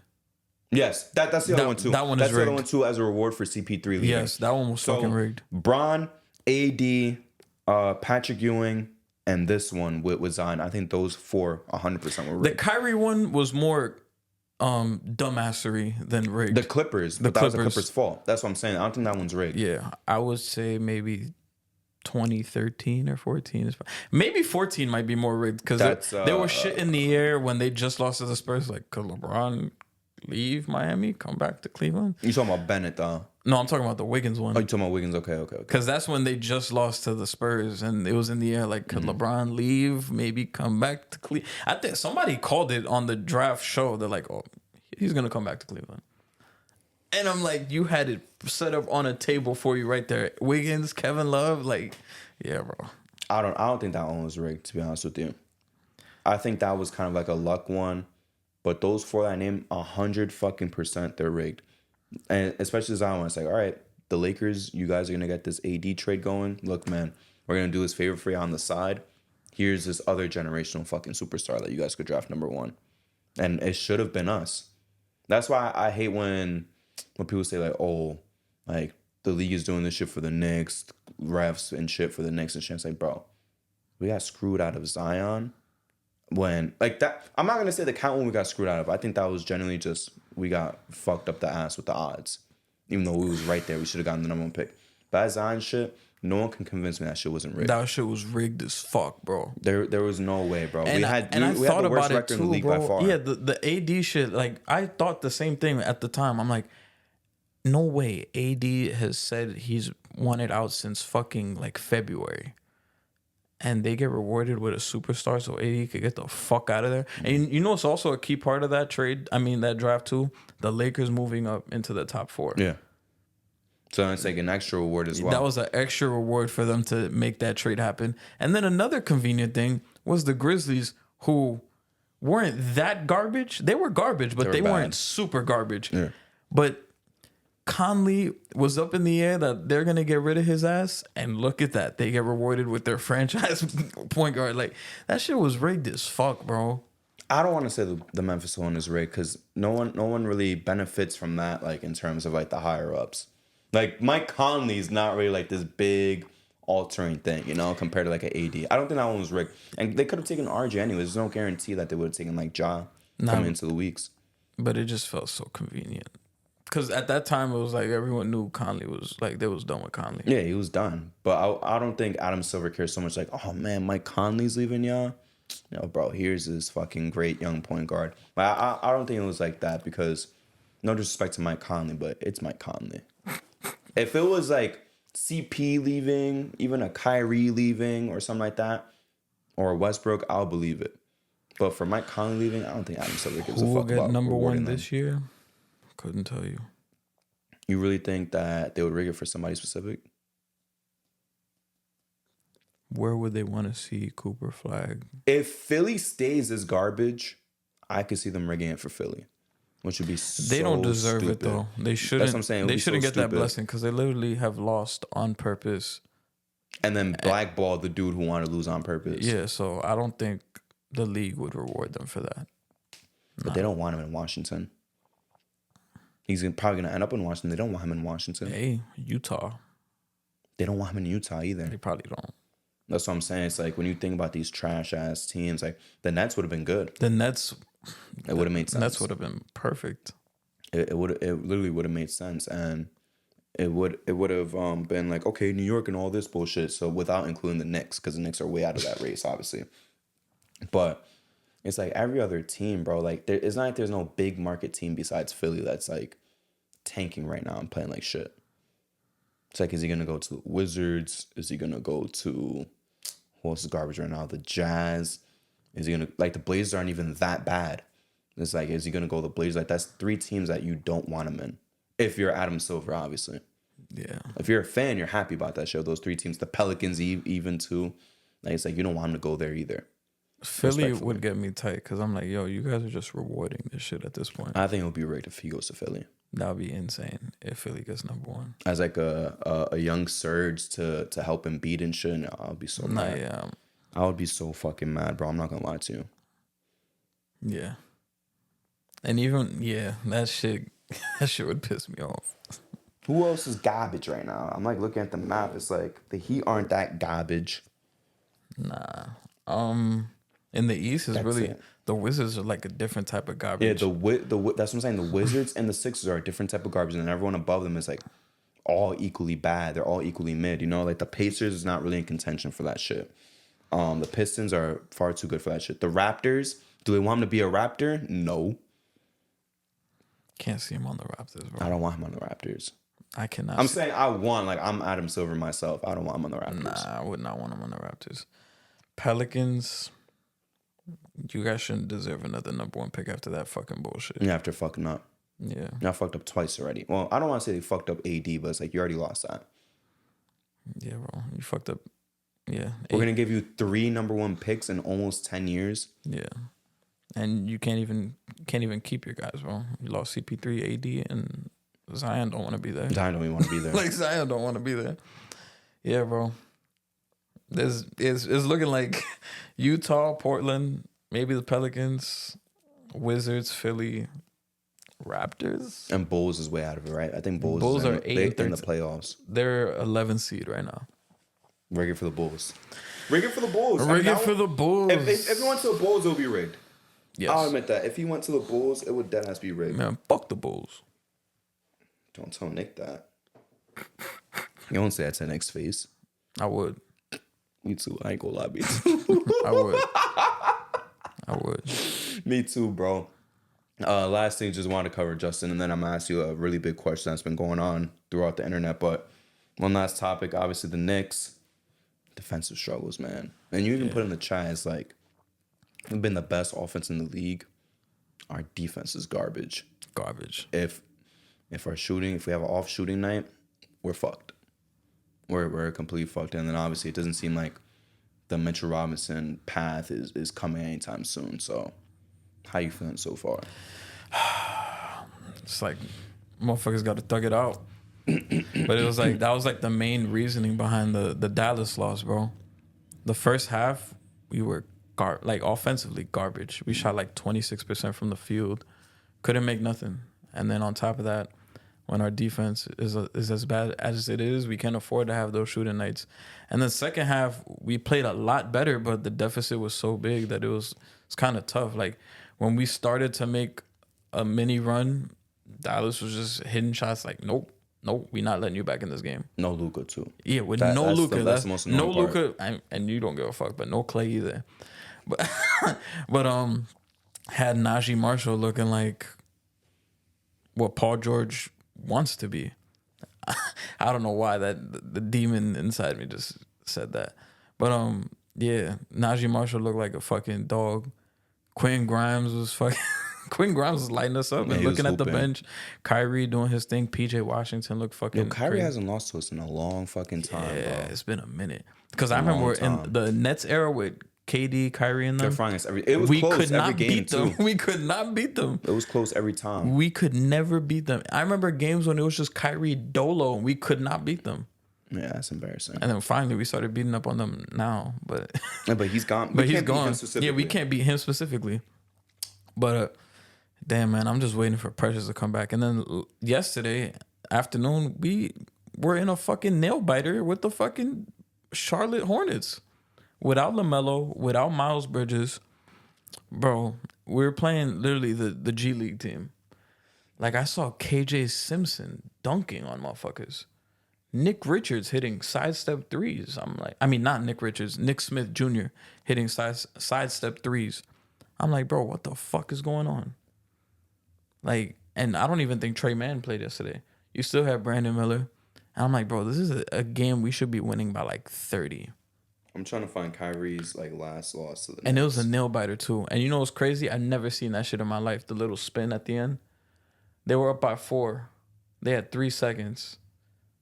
I think it was I think it was Josh Green that shot a 3 in the corner. That shit took 3 seconds to go into the basket. And I was like, thank God. That's why I texted in the chat. I was like, thank God for that spin. And you even see Cat like, what the fuck? Yeah, he was tight. Like, he was tight as fuck. Yo, that shit was crazy. That shit literally took 3 seconds just to go into the basket. But like, that was a win that I didn't even feel good about. Like, I literally, when that game ended, I was like low-key sick to my stomach because I'm like, bro, what the fuck? And then Celtics fans on Twitter were like, hey, you're better than us because they would have took us to overtime. But I'm like, yo, they don't have LaMelo. And I was expecting LaMelo to play. And I was like, even with LaMelo, we should beat this team by like 20. Yeah. But it would, no matter what. It would low-key be, I would assume it would be close like in the first half type shit. But damn, bro, like, we was fucking in a nail biter with them. And then Mikal Bridges looks like he's fucking like a shell of himself. Like, it's scary. Like him. That was one of my questions for you. Panic meter 1 to 10. 20 games in, bro. It looks bad, bro. I know at the start of the season we're like, give it time, it's gonna work out. Now we a quarter of the way through the season almost. I'm low key at like a 7 or 6.5. Yeah, I was about to say I'm at a 6. I would be like at an 8 or a 9 if he was really garbage, like straight up terrible, or if he was like getting hurt often, which he never gets hurt. Obviously, knock on wood. But I'm at a 6 right now. The scary part to me isn't even the offense. It's defense. His defense is fucking garbage right now. That's why I said the comment about the Rockets. Like, this is what we wanted OG and Bridges to be. His defense is garbage right. Like, if he was playing lockdown and he was struggling with his shot, I'd be like, all right, at least we still got that. He doesn't even play defense no more, and that's what he was known for. So it's like he's not even locking up, and he can't give you a bucket. So it's like he's literally just there. He's literally just a body out there, which is the scary part. I literally saw it in the Nuggets game. Even though we blew out the Nuggets, he can't even stay in front of Christian Brown. I'm like, yo, respect Christian Brown. He's hooping this year. He is, but I'm like, those are motherfuckers you're supposed to lock up. We're supposed to be tasking you to guard the Kyries, the Jamal Murrays, and the fucking. You're supposed to be the wing stoppers against the Celtics. If you can't guard Christian Brown, motherfucker, you might as well go home. Like, we're going home in fucking April. Like, like if you can't stop Christian Brown, and then Westbrook's giving you the finger, You can't stop KJ Simpson and fucking Nick Smith Jr. You can't stop Quentin Grimes. Like, come on, bro. You can't stop. Najee Marshall scored on him and did the too small. He's getting embarrassed every game. And I don't know what it is. Like, some people are like, oh, we got to get him involved more. I'm tired. Like, they've been trying it. Like, what the fuck are we? What else are we supposed to do? He got to put that shit in the cup himself. Yeah, I've been seeing it. They are getting him involved. He just can't make them. Like, he'll get his little post-ups, fade away, and he just doesn't make them. And I'm like, bro, I don't know what he got to do, but Tibbs got to get on his ass to play defense at least. He got to do something, bro. He got to, like, if he was playing lockdown, like DPOY 2022 McHale defense, and his shots wasn't falling, I'd be like, okay, it'll come around. But the fact that it's like, all right, you got to give us one or the other. You either got to be a fucking 41% free throw. Like, you don't want to play defense? Motherfucker, you better hit every fucking open three that you get. You don't want to make shots? You better lock up everybody. Here's to everyone saying to get him more involved, bro. His usage is at 18.7. That's higher than Deuce and Josh Hart, and is right behind OG. OG's at a 19.2. Yeah. How much more can we get this guy involved? We're not going to give him Brunson and Cat touches, who are both at 29 and 28. So it's like, bro, be happy with what you're getting. You're not getting iced out. I'm not saying he's the one complaining, but people saying, like, get him more involved. He's averaging 15 on bad shooting. You have to get enough shots to average that many points and shoot like shit. Oh, yeah. Check his free throw attempts, because they're low as fuck, too. Free throws per game, by the way, his 3-point shot, as we all know, is terrible. Free throws. I know his free throws is low. Can you guess how many free throws he's averaging this year? Attempts? Yeah. 1.7. You're going to lock that in? Is higher or lower? 0.7. Get to the line, nigga. Come on. Stop avoiding contact. To be fair, not to like cut out his Brooklyn years, but he averages 2.5 for his career. And that's greatly inflated by Brooklyn. He averaged 4.6. But on Phoenix, he was averaging 1.9. But the thing is, bro, that's still better than 0.7. You got to average 2, bro. You got to average 2 at least, bro. Go practice with JB how to get some extra free throws. Yo, that's actually crazy, bro. How do you not average 1 free throw a game when you starting, bro? 0.7, bro. When you starting. Those are extra points just to get your confidence up. Just to see some shit go in the basket. My criticism's just the 3-ball, honestly. Like I know like you want him to up his free throws and shit, but even more, I care more about the 3-ball than you getting to the line, bro. 3-ball make what you got, bro. But also, like, make the easy ones. You're like one of the fucking longest motherfuckers on the team. You running in transition, you can easily like. You're going to get probably like 6 to 8 points with the way JB is playing, like playmaking wise, and Cat is unselfish too as a passer. Cat is doing really good in the pass. So if you cut, bro, you're going to get some easy buckets. And then that's just going to get your confidence up for like, 3-ball, I'm wide open, knockdown. And I've seen Mikal, like he's able to make those threes where it's like just off the catch and he's kind of like fading towards the corner. He could make those. But it's like, when you're starting the game off like that, just hitting, like just shooting threes, like it's kind of whack because it's like you're not really in rhythm. That's like your first shot you're taking of the game, and it's just like contested 3 with somebody in your face, and you're kind of like moving.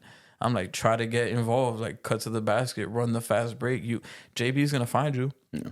I think they showed in the broadcast like last like 4 road games, JB's averaging like 30 and fucking 10 assists. He's dogging right now. He's dogging right now.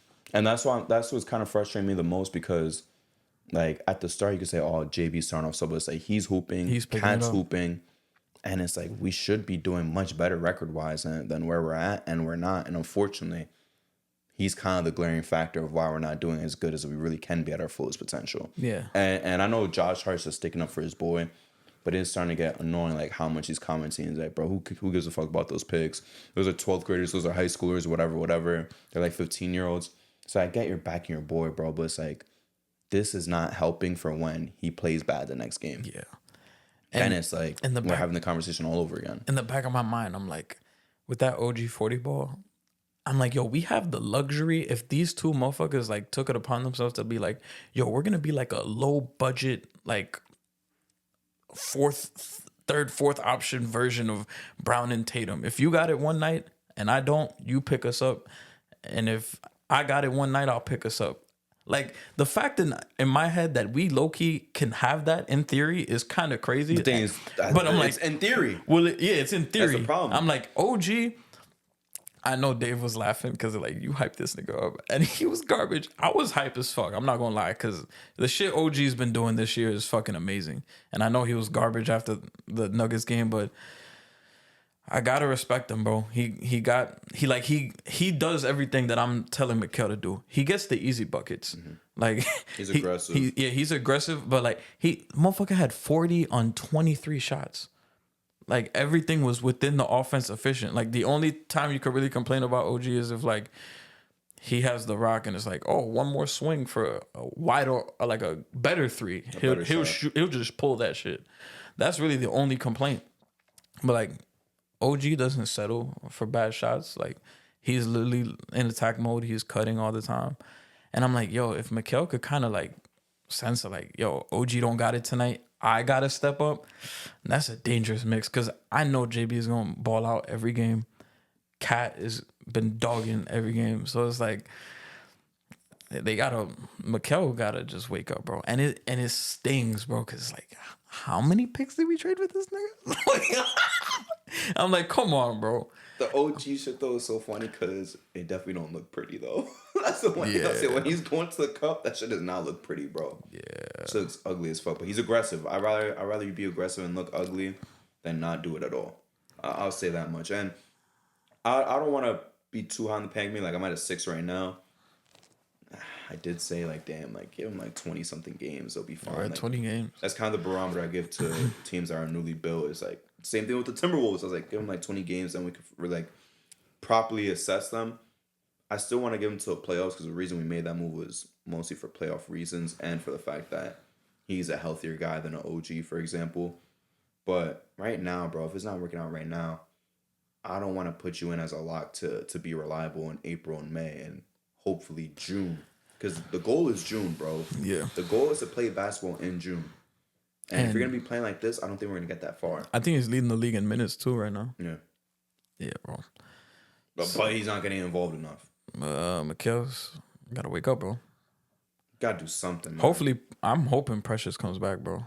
Soon. And Mitchell Robinson, we're probably going to have to wait another month. More. I'm thinking more. Shit, bro. Well, tomorrow's going to be December. So, yeah, about another month. Yeah. Just about. But it's probably going to be a month and change, bro. I just hope he's here before February. Yeah. Even if it's January 22nd, like, I'll take that. Yeah. But you got to be here before February because I'm starting to get scared. We need all hands on deck pause. Like, Precious got to come back. How's it a pause? I don't know. Just all hands on deck. That sounded pause as fuck. Only if you mispronounce the last word, it's a pause. Yeah, that's true. That's crazy, bro. Bro said all hands on deck, pause. Am I in panic mode? Some people on Twitter are like, Tibbs got to be better. He's trying, bro. He's about to start laughing. That voice, bro, that you pull for niggas is mad funny, bro. Everybody has the same voice, trying to make them sound crazy as hell. But it's true. My panic meter, by the way, is not for the Knicks. It's just for Bridges. I'm just worried about Bridges right now. Like the Knicks as a whole, I'm not worried about. Nah, yeah. I'm very confident about the Knicks. We just, like you said, we just need everybody to come back. But I'm just worried about Bridges. Like the Knicks, I'm at a 4 with them. I'm at a 3 or a 4. The defense is really the main concern because when our offense is clicking, we could beat anybody. Yeah. We could literally beat anybody. But the defense is going to come, honestly, with, like you said, Precious and with Mitchell coming back. But the thing is with Mitchell, he's always going to go down, unfortunately. But the hope is that he just stays healthy. And I'm not even asking for this Knicks team to be like top 5 defense. If we could be like top like 15, I'd be cool with that. Well, the thing is, contenders, the another barometer for them is top 10 offense, top 10 defense. Top 10 defense. We're not even close in the defense, bro. Hell no, we're not even fucking close. Offense, we're there. The defense, absolutely not. Defense is poverty right now. It's embarrassing considering that what we came into the season believing was there's gonna be the best defensive team or one of the best defensive teams. We're not even close. Yeah, nobody could have predicted Mikal playing this ass. It's really bad. It's bad. It's him and it's also Cat too. But at least Cat's making up for it with like incredible offense. But even Cat, it's like, damn, bro, like, I need more defensively, bro. Please, Nah, yeah. please. That's why I really do hope that when Mitchell Robinson comes back, I hope they're kind of like a low budget version of, what they had last year on the Timberwolves with him and Gobert. At least with Mitchell Robinson there, he'll hide a lot of the bullshit that Mikal's been doing defensively. That's all it is, bro. Well, in his minutes, I'll say. If we could get Mitchell Robinson healthy for like the rest of the season, bro, I think we're good. Which is a lot to ask for. They're going to have to manage him. Like, I don't know how Tibbs is going to do it, but they're going to have to manage the fuck out of it. Yeah, he can't play no 30 minutes. Yeah. I don't think we'll see Mitchell Robinson play. I think the most we'll see him play is probably like 33 minutes. 33 minutes, and that's because it goes to OT or some shit. Yeah. But I know for a fact he's not playing 35 in a single game. That one I'm very confident in. Yeah. Precious, we need you back, brother. Yeah, Which is crazy, bro. I've been saying... I've been asking for this man to come back. Like, it's fucking... I don't know. And I was low on him, too, when he came in. He's won me over, but I was super low on him when he came in. I was like, really? Oh, like when he was traded to us? When he was traded. At the start of the trade, I was like, really? I was like, okay. Like, Miami, he has some good moments. Like, but Toronto, I don't know what the fuck happened. He wasn't doing shit in Toronto. Yeah. He was not playing good. Because I remember his first year with the Heat. I'm like, they got something with him. And then it kind of just... That's just Heat yeah. shit, and then... That's the thing. That's just Heat shit. Like, you can't buy into Heat shit when you other teams, bro. Yeah, it's true. As we've seen with a couple of guys that's roaming around the league right now. Yeah. A decent amount of guys.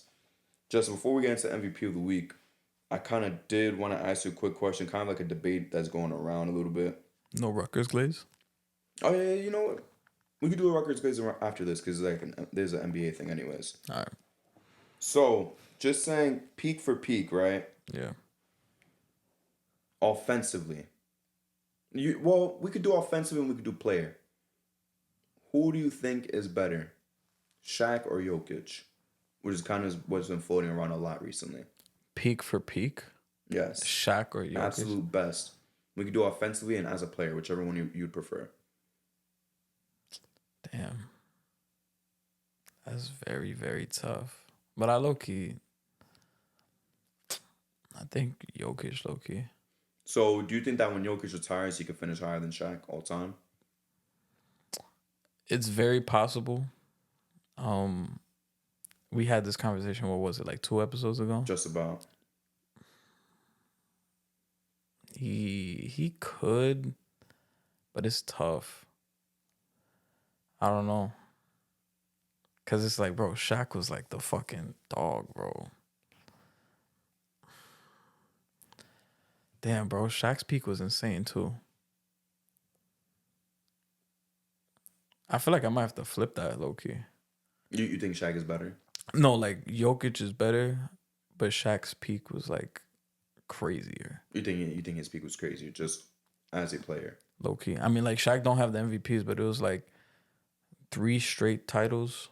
Averaging 35 minimum. Like, was a dog. Like, nobody was fucking with him until Tim Duncan. And Tim Duncan was arguably the best player in the league after that.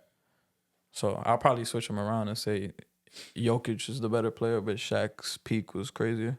I think the side that I take on this Jokic and Shaq debate that's kind of coming around right now, like the side I kind of think I want to stay on is that I think right now we're witnessing the best offensive big man to touch a basketball. Yeah. I don't think we'll see something better than this. You know, I hope Wemby pans out to be what everyone thinks he's going to be, but let's be real, he will never be the passer that Jokic is. Never, ever, ever. I could guarantee that. Scoring-wise, he could do it, but not the passing, bro. Excuse me. But, good looks. But, the thing is, like, Shaq, obviously, dominant in the paint, commands double teams, things like that, crazy gravity. But when I look at Jokic, it's that he's scoring just as much as Shaq, which I mentioned 2 episodes ago. He's scoring just as much as Shaq's best version of himself in terms of points per game. He's just as efficient, and this is while taking 3-pointers. And it's not to say that he's taking like 7 of them or anything crazy like Cat is, but for him to have a 3-ball in his game and still be this efficient is ridiculous to me. The playmaking is not a question either. This is one of the best playmakers we're seeing, period. He's a great rebounder. The only thing that Shaq has on him is defense. But let's be real, Shaq was no all-time defensive menace. He finished second one time in the DPOY race, But Shaq will tell you himself he was not a good defender because he wasn't. He wasn't bad. He was an okay defender, but he was never no incredible defender. Even in that DPOY, he was never no incredible defender. I would never say that Shaq was ever a top defender in the league, even at his best. He was not better than Tim Duncan. He wasn't better than Lonzo Mourning. He got some cool. He got cool blocks, but yeah, he had cool block. He had blocks per game. That's all it was. Yeah, he had blocks per game, and he was popular. He was on the Lakers. He wasn't better than GP at the time. Like there was a lot of great defenders in that time, man. Garnett's always been better than Shaq defensively. That's not even a question. So, I think what we're seeing right now with Jokic is by far the best offensive big man we'll ever see, ever. We're never gonna see anything like this, Justin. I don't think we're gonna see some shit like this. There's some shit that you would have made in 2K15, honestly, when there was no restrictions of play styles and shit like this. This is a creative 2K player, bro, that we're seeing in person right now. And I think a lot of people are just trying to come up with things to kind of slow down Jokic's like progression to being like that all-time great player. I don't know if you saw the Nick Young clip on Gil's Arena already trying to be disingenuous with the argument. There's a lot of people, even in our own comments, people saying like, why does Jokic deserve MVP number 4? Shaq and Kobe only got one each. And then Nick Young said the same thing as well. And he said it also with Westbrook. He said Westbrook did triple-doubles 3 years straight. And y'all want to do it to Jokic because we know what he was hinting at. We're not going to talk about it here. But he's that great, bro. He's that great. You can't really take away from it. You can't punish guys by saying, yo, because these guys didn't get that many MVPs, why does this guy deserve it? He's just as good as them. Yeah. Is my fault that they fucked up on the voting, let's say in 2001, for example? Because the thing I always ask people is like, all right, then what MVPs does Shaq deserve? What MVPs did Kobe deserve? And that's the thing. The only one that they could come up with for Kobe is the second Nash one, which even if we give it to him, that's only 2. He didn't deserve any other ones. He didn't deserve what's it called? 04, 05. No. He didn't deserve any of the Braun ones. He didn't deserve Dirk's, so it's like he didn't deserve any of them. I thought he was about to say he didn't deserve his own. Well, you know I don't think he deserved his own. I think that was CP's award, but that was like you said, here nigga damn. Shaq, the only one I would give Shaq is AI's, but even then. Yeah, that's like the only one for real. You still ruffling feathers with that. That's another one too that Shaq says that he deserved Nash's first one. Absolutely not. Even then, let's give him those 2, right? Yeah. He still only, quote unquote, has 3, you know? And then people bring up Harden and Westbrook as well. Let's be real. Jokic is better than they are at their very best. Yeah. Jokic right now is better than Harden 18-19. 19. No, yeah. 18-19 was the season that he went stupid. So he's better than 18-19 Harden. It's crazy. Out of all the people we named, James Harden is like the legitimate one that should have. Harden should be a 2-time MVP, minimum. I would give him Curry's first one, which might bother some people, but it's the truth. I would give him Curry's first one. I'll give him his own. And Giannis's first one or not? That's a debate. But to be honest with you, I understand Russ did it for historic reasons. I'll still give him Russ's. Because he almost had the triple-double, but he also... Harden had like 29, 8, and 12 almost. 29, 8, and 11 and change. Yeah. So he was right there on the triple-double. And they were like, weren't they like the second seed too? Yes. They're actually a good team. And it's not because he had any all-star help either. It was him, Eric Gordon. Did he have Lou Will at the time? I think he had Lou Will. He didn't have CP3 yet. So it's like, come on, bro. He didn't even have Dwight at the time. So he didn't have no like stars with him. Because Russ fans will tell you, oh, Russ was carrying garbage. Harden didn't have garbage, but he didn't have no incredible help either. Second best player, like I just told you, was Eric Gordon. And then a Capella. And it's like Capella is a little bit better than Steven Adams, but he's not no all-star either. Yeah. He got Capella paid. Yeah. Ridiculously paid. So, but even then, even as someone who likes Harden, like I wouldn't say Jokic doesn't deserve MVP number 4 because Harden had 1 and should have had 3, should have had 2. I'm not going to say that shit just because of someone's mistakes that you think is a mistake in the past. That shouldn't set the precedent of no one should be able to win this many MVPs. Yeah. Because if it was up to Kobe fans, nobody else should be a 2-time MVP ever. Because Kobe only has 1. That's a stupid backwards mentality, yeah, that's bro. Stupid as fuck. That's so stupid. Yeah, because even when I think about it, like, even when I was younger, I'm like, Kobe only has 1. But then you really go back and do the research. I'm like, yeah, like, I couldn't see him winning another one, like taking one from these guys. But I mean, if Jokic should get this fourth one, I will apologize to him because I was like, yo, there's no shot he gets another one.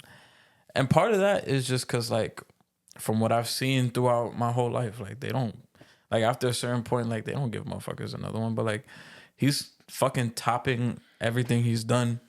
And just, it's crazy. Like, I saw a list of, like, people's first month of the season MVP awards. Like, and everybody had Jokic. Like, it wasn't even fucking close. So, yeah, bro, if he gets the fourth one, that would be some crazy shit. And I actually hope that he gets that second rank too, because just to see where he moves up in that all-time ranking. And I actually like that the Nuggets have started to figure it out after starting, like, kind of like, oh shit, we're kind of worried about them, but they're starting to figure it out. The young guys are playing better. So, yeah, bro, I think you're right though. Jokic, like, as a center offensively, this is probably the best motherfucker we've seen ever.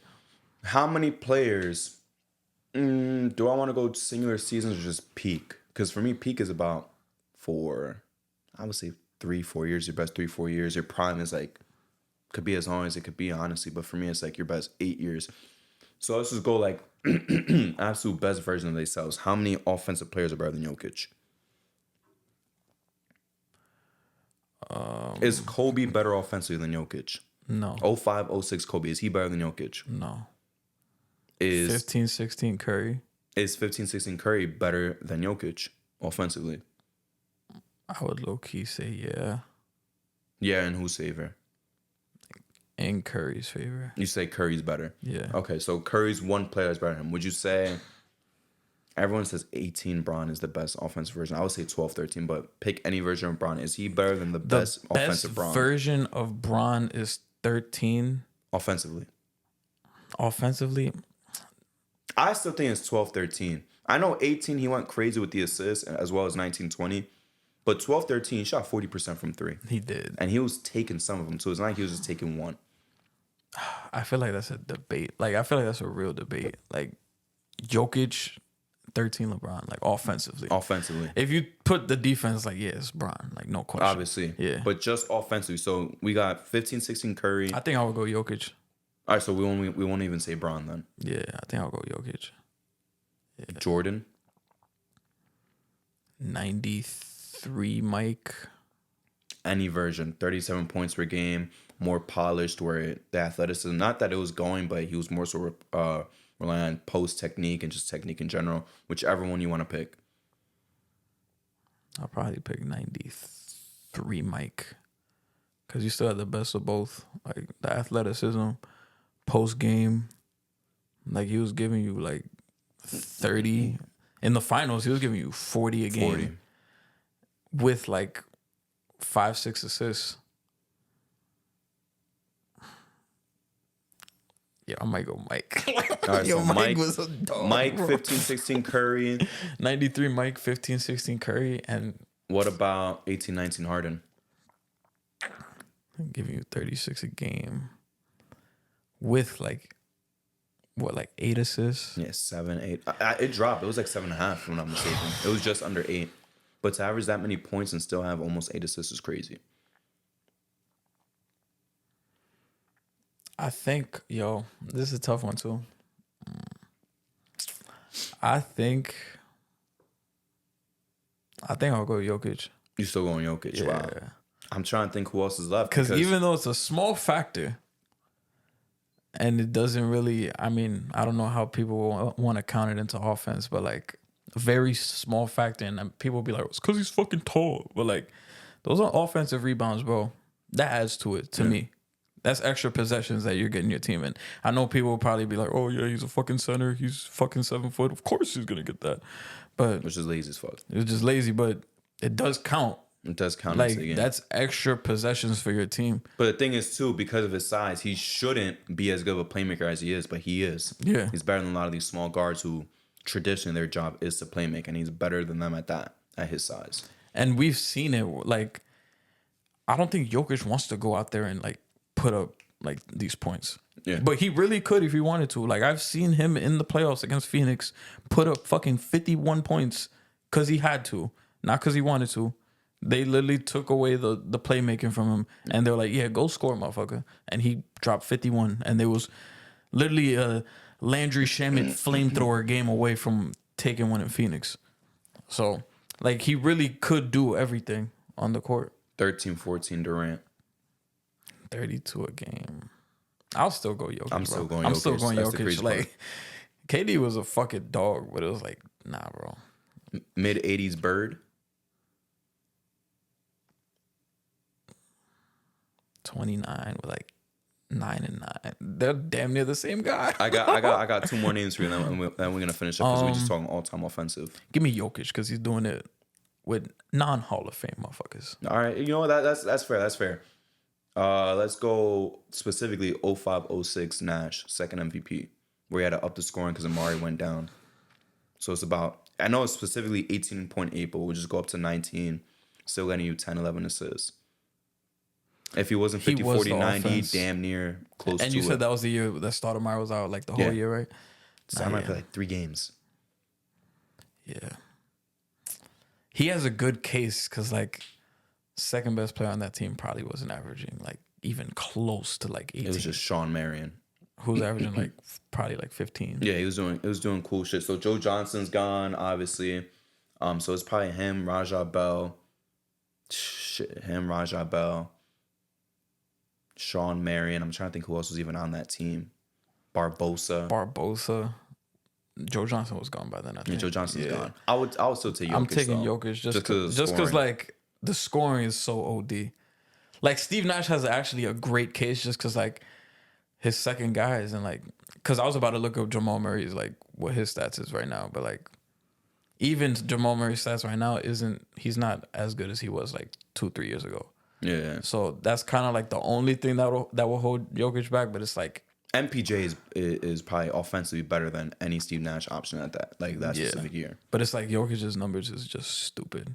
On top of the efficiency too. And the thing is, even if we played the what if and said, oh, it was a slower era, if we put Nash in this era, let's be real. If Nash wanted to shoot more, maybe give him like 23, 24 points and keep the assist or give him one extra assist. But even that, he's only a 24 and 12 guy. Jokic is currently doing 30 and like 11. So even then, he's cooking him on the numbers. The last dude left, honestly, is Magic. Nah, give me Jokic, bro. Yeah, it's a stomp, honestly. Magic just didn't put up enough points to even match. Yeah, and you can't even say, because of the era, because in that era, it was faster than it is today. You're scoring more points back then than you are today. Magic was like a 19 and like 12. He peaked at 21, though, if I'm not mistaken. I think his best season was like 24. He had 24? Yeah, I was about to say he had like 21 or 22. It was like 23 point something. That was like his best season. And I think that was like, I don't know if that was post Kareem or there was like. It had to have been post Kareem, bro. There's no way. Because they was like, yo, Kareem ain't here to save you. I'm about to fact check it right now. Magic's best scoring year was 87, where he averaged 23.9. Damn. I thought he peaked at 22. With 6 rebounds and 12 assists. He won MVP that year. What year is that again? I'm sorry. 87. 86, 87? Yeah. Got it. Yeah, that was his best scoring year. So what we've basically done is the only 2 offensive players better than Jokic at their very best. Because we already said we kind of agree that he's better than Shaq, so I didn't include Shaq. Yeah. It's specifically 93 Mike and 15-16 Curry. Yeah. And then him and Braun was a debate. Him and 13-14 Durant was a debate.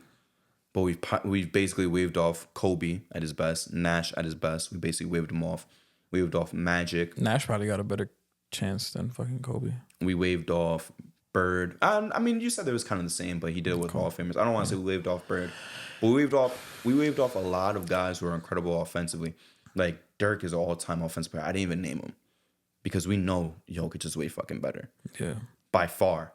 I didn't name an AI because let's be real, offensively, he's way better by far. And he's putting up them AI numbers with like 15, probably 20% higher from the field goal range. Yeah. So I'm not even including him. Yeah. He's better than T-Mac offensively. Yeah. Probably one of a kind. Let's get into glazing Rutgers because we always glazing Jokic. No. Shout out Rutgers basketball. This season has made me realize, like, damn, bro, I would hate to be a Rutgers fan because it's like you've been a fan for so long. This is peak, and it will probably never get any back. sport too. Yeah, and you'll never get back to this. I mean, well, maybe it will, but it's gonna be some time. I don't think so, because they would have to do some all-time shit to really convince people to start coming to Rutgers. Yeah, they'd have to do some all-timer shit. Now, I'm not gonna say they're gonna go and win the championship, bro. Nah. But have they even had? I don't want to be disrespectful, but have they even had like an Elite Eight appearance? I strongly doubt it. I don't think so. I mean, I remember when Ron Harper Jr. was there, they had some good tournament games, but I don't recall them making it that far. If I had to guess, I think they've made like a Sweet 16s. Rutgers highest March Madness. Stat me was gonna be like Rutgers all time. It's probably gonna be an error. I ain't gonna lie. Whoa, hold on. Let's not disrespect them. Elite Eight. They made the Final Four in '76. Oh, I couldn't. Yeah, that's ridiculous. Like I would remember that. That's kind of ridiculous. They lost to Michigan, and then they lost to UCLA in the third place game. 70s. That was like the Indiana and UCLA era. Mind you, this just men too, by the way. Yeah. But Dylan Harper hooping right now. Yeah. Back-to-back 30 balls. They beat Notre Dame. He dropped 36. And then they lost a nail-biter to Alabama. And he dropped 37. Back-to-back. Back-to-back. First time. And I found this stat right here. Dylan Harper is one of 5 freshmen to have 36 points, 6 rebounds, and 6 assists in a game since 2010. Who else is in there? Wait, how many guys? I was going to let you guess, but I'm like... Wait, hold on. You're going to only get maybe 2 of these How many guys are there? He's one of 5. So there's 1 of 5 since 2010. So there's 4 other guys outside and, Dylan Harper. And you would say... You're definitely going to know one of them. Like, you should know. And you're saying 2 of them is basically just college hoopers that wasn't really like that in the NBA? 2 or 3 of them is kind of what you're saying? One of them definitely didn't make the NBA for a fact. And I know who he is. You might not know who he is, but his high school mixtapes was kind of fire, like in high school. And then the other guy, he might have made the NBA. His name is very familiar, but he might have had a small stint. And you're saying 2 guys I should get? 2 guys you definitely know. 1 you should get. I don't know if you'll get the other one, but there's 1 you should get, but you know 2 of them. I'm a go off rip. I don't think he got the assist, but I'm still gonna guess Melo. No. Oh wait, no, you said since 2010. Since 2010. I'm fucking bugging out. Since 2010, we got AD, we got Zion. John Wall did not get that many rebounds. You know what's crazy though? No, you know what's crazy? One of them is really like the one guy that you definitely know. He's gonna surprise you. Really? Yeah, not because of like who he is. I feel like if I tell you like this particular thing, it might spoil it low key. The worst my guesses get, you're just gonna have to give me more hints. I'm gonna go Zion. No. Fuck. AD wasn't scoring like that in college, but I'm still gonna say AD. No. Fuck. It wasn't Wiggs. I don't want to say Embiid. I don't want to say Jabari. I don't even want to say Tatum. Fultz. Markel Fultz. No. I'm still gonna throw out Tatum. No. Jeez, bro. Since 2010, the last 15 years, I'm just thinking about the top guys. Did Cade Cunningham do it? Nah. Damn, yo. I'm just trying to think of good playmakers. That is a good guess, though. Trae Young was not getting boards. Trae Young? Yes. Trae Young got that many boards one That's time? the one where I was like, he's going to surprise you with the boards. Yeah, Trae Young is one of them. But he was hooping, though. Like the 30 part made sense. The assist made sense, but not the rebounds. Yeah, that's surprising. And the other guy, from the sounds of it, was a role player in the league. You said I know him, but I'll kind of be surprised. Is he a role player? Yeah. Yeah. Never an all-star? He was an all-star. Wiggs? No. It wasn't Cat. Cat came out mostly defensively. Cat ain't no role player. Oh, yeah, that too. I'm bugging out. Because I was just paying attention to the all-star thing. An all-star who is also a role player. An all-star who is a role player in the past 15 years. Fuck, man. You definitely... Bam. No. The last hint I'll give you, his name came up on the pod today. Oh, man, that's not good, bro. We talked about Mad Heads. We talked about him today. We talked about Wiggs. It was not no Alfred Payton. He was not no all-star. We talk about Elfrid Payton. It's not Jamal Murray because he was never an All-Star. Yeah, I'm gonna have to quit on that. Who was it? Wait. Fuck. Wait. Damn. I don't want to give up. I gotta go back to the notes, man. I gotta go back to notes. Dame is not a role player. No, it's not Dame. Dame is not a role player. Ant is not a role player either. You wouldn't call Randall a role player. Is it Randall? No. I don't know then. I'm cooked. Ben Simmons. Yeah, I would not have got that. I would not have got that. And I didn't say his name surprisingly too, bro. Yeah. And I know he was hooping at LSU, but scoring, what was it? The stats 35, 7, and 7? 36, 6, and 6. Yeah, I would not. I think he averaged like 19 and like I know 11. He didn't average 20 in college. That's the thing too. Yeah. I would not have gotten that. Who's the other two? Corey Sanders. Never heard of him. Oh damn. Yo, he was the guy that made Rutgers poppin' before Harper and Bailey, but it wasn't what it is now. Yeah, I was about to say. Corey Sanders made Rutgers lit for a little bit. And then Jawan Evans from Oklahoma State. He went to the league. Yeah, he did. I was looking it up now. He was the one that you was like, oh, I don't know if he went to the league. Yeah, he definitely went to the league. Yeah, he went to the league. Corey Sanders, I know, didn't go to the league. Yeah, he got drafted to the Sixers. Jawan Evans kind of did his thing, and in that regard, he lasted a little bit, if I'm not mistaken. But yeah, shout out to Dylan Harper, who he's looking like the best freshman in college basketball right now. I'm hyped to go watch that game. Like, it's not even fucking close. Can we claim we could root for Rutgers? None of us went. What, like when we go to the game? Just in general. And they did tell me no. They told me no when I applied. When we go to the game, I'll be rooting for Rutgers. But after they gone, can we say Rutgers is our team? We got no other I'm not. Oh yeah, but you already like Duke. Yeah, you guys can. I'm gonna still stick with the Gamecocks. This all sports. It's like, fuck with the hype now, but you got to get off the train once they go to the draft because it don't get bright after this. But even football, they started off good this year, and then it just went downhill. Bro. Once they started playing division, it went downhill, bro. They started like 3-1, 4-1. Yeah, but yeah, Dylan Harper looks like the best freshman in college basketball, and Ace Bailey looks really good too. Like, I feel like right now, like the number one pick, I don't think it's stamped Coop. I don't think so. I think they've both made conversations that they're in the mix too. And I feel like with the way, like, I've been watching a good enough like amount of like the three of them so far where I'm like, I see like the good, the bad, like the flaws, and I'm like, yo, Dylan Harper could very well be the best motherfucker out of the three. Like, in my opinion, because like his could be very well could be, because he has the game where it's like he's not super athletic, but he's very crafty.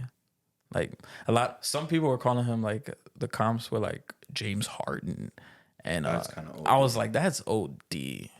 And some people said taller Brunson. I'm like, he kind of give me some Shea vibes, low key. Yo, if he could be Shea, that'd be kind of tough. He kind of give me Shea and Brunson vibes, low key. And then there was one somebody threw out like Kobe White. I'm like, it got to be the hair. Let's not do that. It got to be the hair, bro. Fuck out of here. We don't got to do that. Did you say it got to be the hair? It got to be the hair. Like, no we way. Can't do that. We can't do that. And then Ace Bailey, he looks fucking crazy. But the scary shit with him though is like sometimes like a lot of jumpers, a lot of settling. Some people are like, he's Jabari Smith 2.0. Fuck that. I'm staying away from him.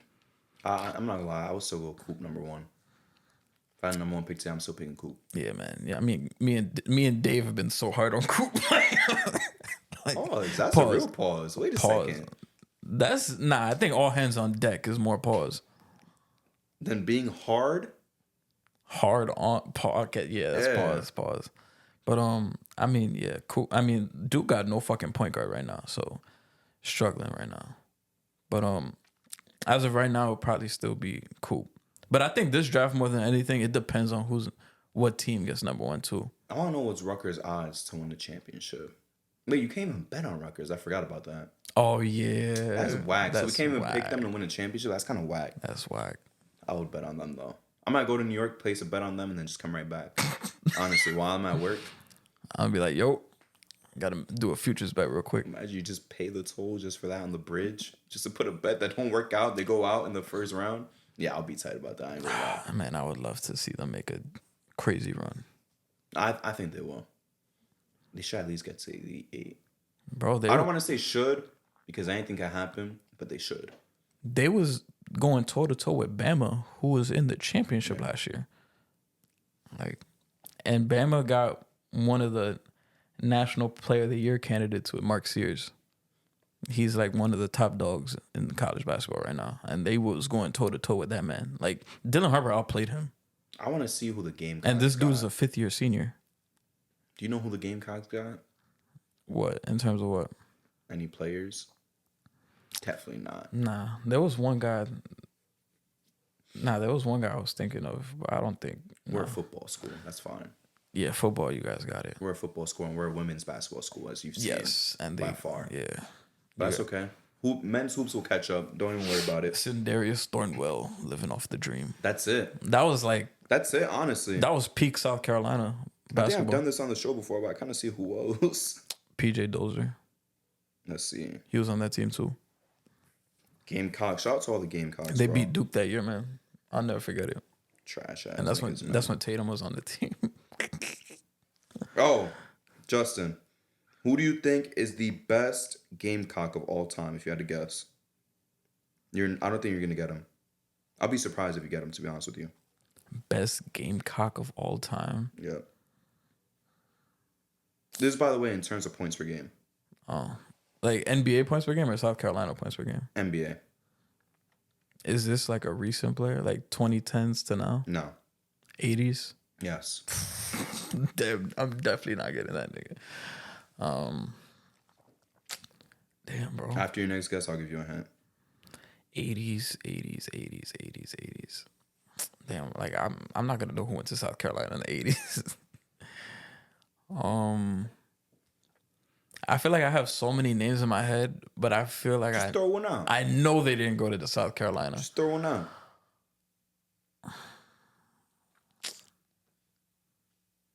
Damn, bro.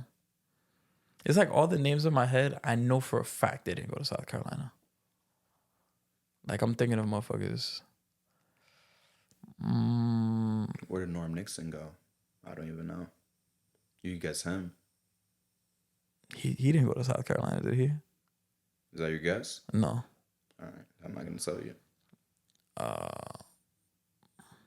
Michael Cooper. No. Hall of Famer.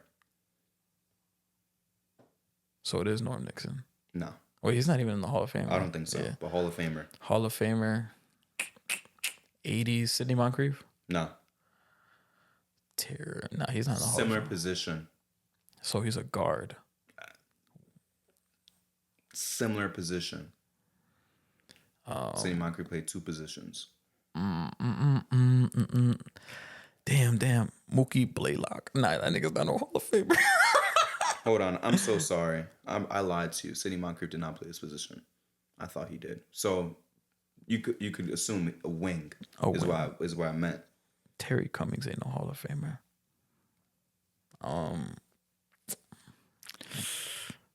Phenomenal scorer. All-time scorer. Phenomenal all-time scorer at the wing position. Yep. What the fuck? It's not Mitch Richmond. No. That's 90s. 80s. George Gervin. No. Damn, where they? Reggie Theus. No. Where the fuck did George Gervin go? Reggie Theus is not no all-time scorer. Respect to him and his Kings stint and his Bulls stint, but no. I remember him I'm just thinking about NBA 80s, the TV show on NBA TV, and he was He's better than Reggie Theus, bro, by far. Bernard King. No. Fuck, he went to Tennessee. Similar, by the way. He went to Tennessee.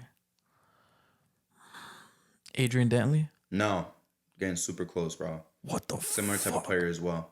I know Mark Aguirre went to DePaul. Another very similar type of player. Vinnie Johnson. No, Justin, you went from hot to mad cold, bro. Shit. Those last two names, me personally, maybe I'm throwing you off, but me personally, them two and this last guy, they're like a perfect triangle to me of like underappreciated 80 scorers at their position. So the last guy I said was Mark Aguirre and Adrian Dantley. Mark Aguirre, Adrian Dantley. I associate these three guys in the same tier. Joe Dumars? No. Fuck. Mark Aguirre, Adrian Dantley. Alex English. Yeah. Shit, I always associate them three, bro, as like similar type of players, similar numbers, all-time scores. Damn, I didn't think we was gonna get there, but I got there. Yeah, it was Alex English, bro. I did not know he was a Gamecock. Damn, I did not know that. Alex English, Brian Winters, I don't know who he is. And that is Gigi Jackson's third already in points per game for Gamecocks. And that's after 1 year too. Yeah, this is kind of ridiculous. Where did George Gervin go? Eastern Michigan. I would have never predicted that either. Yeah. He's from Detroit. Who the fuck else went to the school too? Didn't Imani Bates? Wait. Imani Bates did go there. He went there, yeah. Earl Boykins. Noah Farrakhan went there. I don't know anybody else. Yo, I don't know any of these other names. I don't know who Grant Long is. I don't know who Kenny McIntosh is. Earl Higgins. Harvey Marlett. Fred Cofield. Yeah, no, I don't know any of these guys. Honestly. But shout out to you for getting Alex English. Let's get into this MVP of the week before we get into the football as well as the Thanksgiving shit. So, Justin, I have three guys here. As I told you before the show, kind of underwhelming kind of performances in terms of MVP of the week. All good games, but like from two of these guys, it was a little above the expectation, but not too much. So, first off, we got LaMelo Ball. 55 and 10, 44, 9 and 7, 32, 10 and 7, but he's 0 and 3. Gosh. SGA 37, 4 and 11, 35, 9 and 5, 36, 6 and 9. They've been 3 and 0. And Dame 31, 4 and 4, 37, 3 and 12. They 2 and 0. Justin, who is MVP of the week? It's kind of boring, this one. And then LaMelo's hooping, but they haven't won a single game. I'm gonna give it to Shea. You're gonna give it a Shea? Yeah, very steady. I'm not gonna fight with you. Very consistent. Mr. Consistent. And they're 3 and 0. Mr. Aura. Yeah, people are calling him corny now because of his captions. Wait, before we get into football, did I show you what the Cavs fans said with the Donovan Mitchell Skims photo shoot? Wait. You had Cavs fans saying, "Let's go." Donovan Mitchell out-meated SGA. Yeah, I saw that. That yeah, shit was crazy. Pause. That shit was crazy, bro. They saying he out-bulged him, out-meated him. I was like, nah, bro. NBA fan base got to be the most strange. Yeah. You don't see this on the soccer shit. You don't see this in the football shit. It's only NBA for some reason. NBA is definitely worse. Baseball is kind of fucking funny sometimes. Nah, NBA got it, bro. With the most like craziest shit. Oh, the worst post by far, yeah, it's always NBA. The worst baseball post I seen, it was a Dodgers fan complaining about Chris Taylor, and he had said he basically said like people are saying chill out on Chris Taylor, cause he's a human being. You know who else is a human being? Buddy threw up a Hitler edit with 21st Century Schizoid Man by Kanye. Well, sorry, Power by Kanye in the background.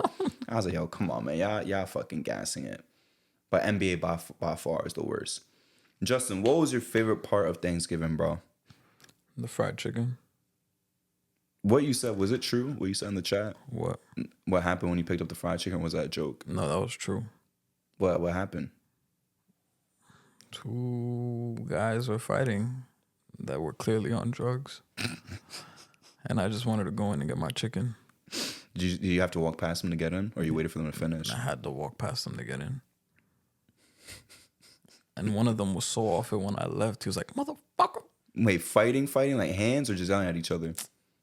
They wasn't even like throwing hands, but they was like kind of, they both like were grabbing each other. Yeah. Like, yeah. Over what, $1? I don't know what the fuck it was. Where'd you pick the chicken up from?